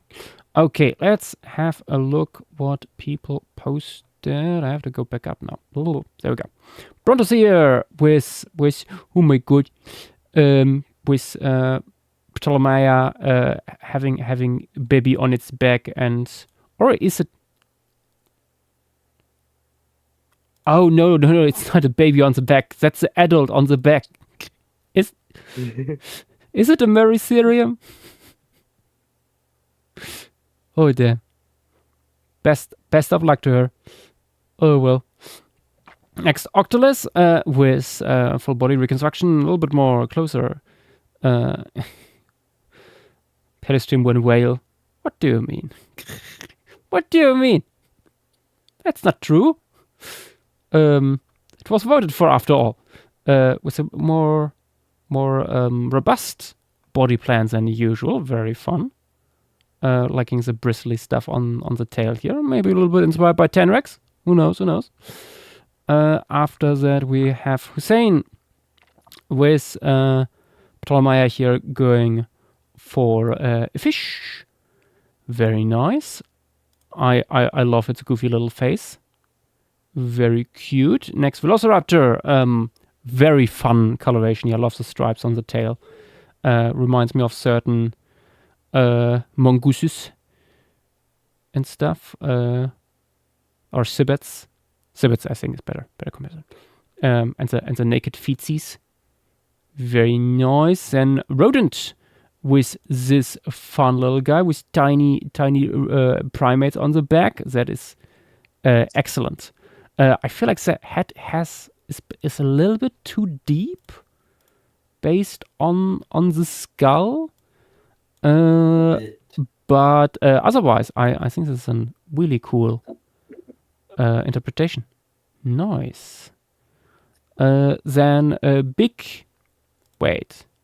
That's Sleepy T-Rex again! You... God damn, every fucking time.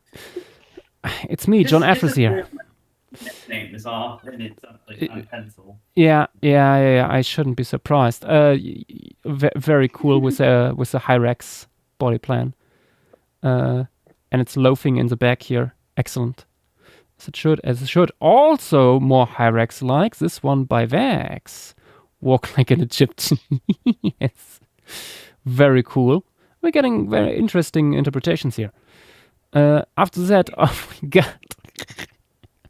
Roadrunner from Hell with my Egyptian god. I think it was Gulopithecus earlier who said, like, yeah, it's a sad animal. We don't know really what it is, just like a sad animal.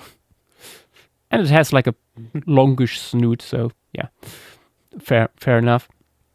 Im Cypress with a more weasel-like body plan, very cool, and a big heron here, a big water bird like behind it, very nice. Then a genius with Afroseer badger. I like the longish fur on the torso, very cool. Also very nice schnooper. Then there is Raven with a little more aardvarky interpretation, but like it's like aardvark mixed with something else. I'm not quite sure, but the nose is a fun little thing, and I like the darker limbs and stuff. Nice. Then we have JW with this more lanky interpretation. Very nice. Interesting. And we have Alex with this goes a little bit more towards elephant shrew slightly. Good animal, yes. Ptolemaea is a very good animal. It's an excellent animal. After that, Captain Trululu with this quite vibrant interpretation. Interesting style here. Very fun. Going for very expressive brushwork and stuff. Then gaps. Oh my god, there's the schnooper again. I see what you did there, gaps with the elephant shrew interpretation, a little bit going in there. I'm not sure they would have such mobile noses, but it looks fun. I have to say that. Very cool. I don't know if you guys saw JW and Dynamo, but Gaps did an animation once again of Synopterus this time. Very, very good one.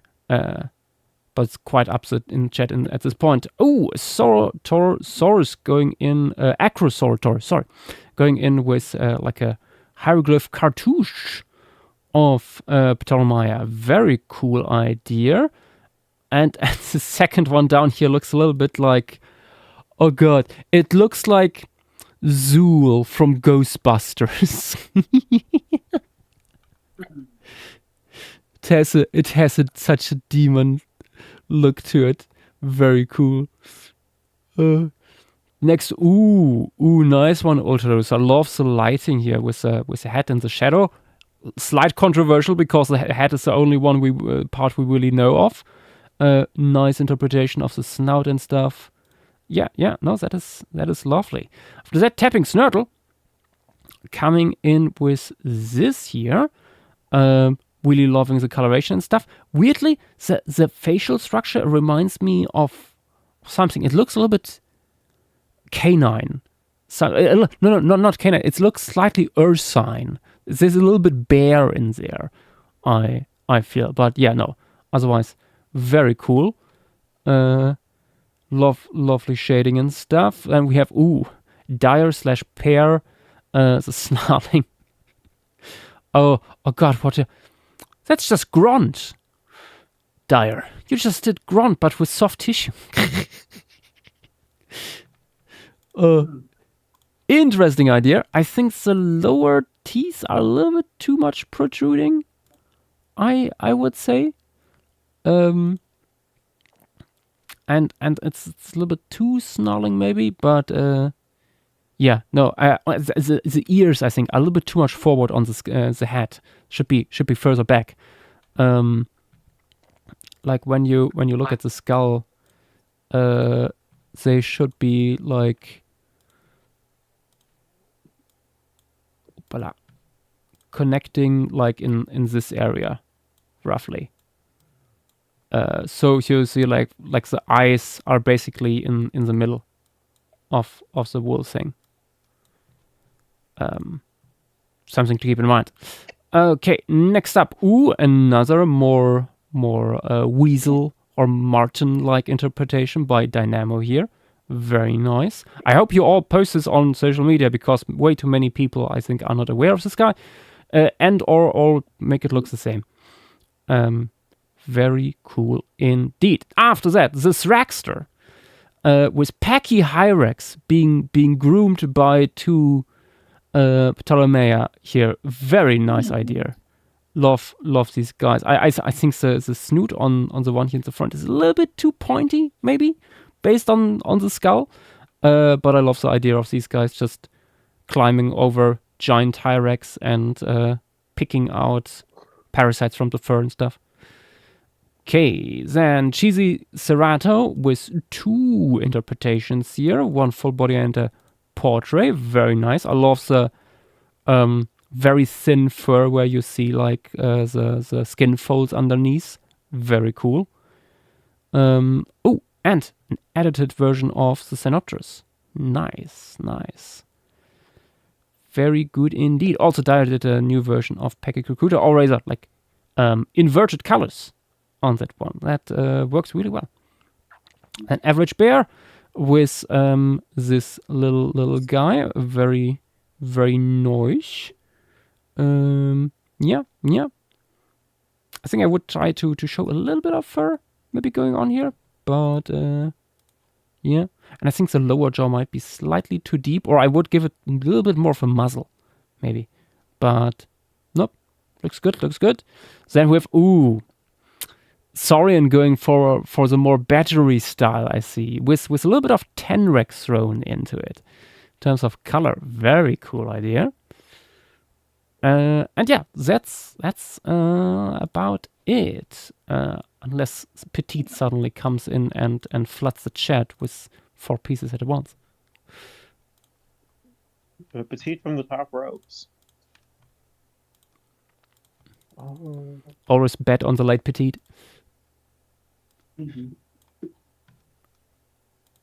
Okay, but that would be everything for tonight. Let's have a look at the taxa we covered once again. If my folder will load in. Also, for people who were here from the start, what do you think is a better PNG tuber avatar for me? Funny little Anurugnacid or Sun Skeleton? I really like that Neuronate. That one's really good. And Neuronathan would be better. Maybe we have just one for every stream format. It captures the chaos that is Paleo Stream. It feels like it is a also Muppet. represents it better since that also includes like in jokes and stuff. Who knows? Okay, we started tonight with Charovipteryx, the glider from not Kuldana, Madigan. God damn it, brain is shutting down. After that, Cynopterus, that funky little frugivorous pterosaur that recently got some iridescence slapped on top of it. After that, Pachycrocuta, the heaviest of the crocutas, according to itself.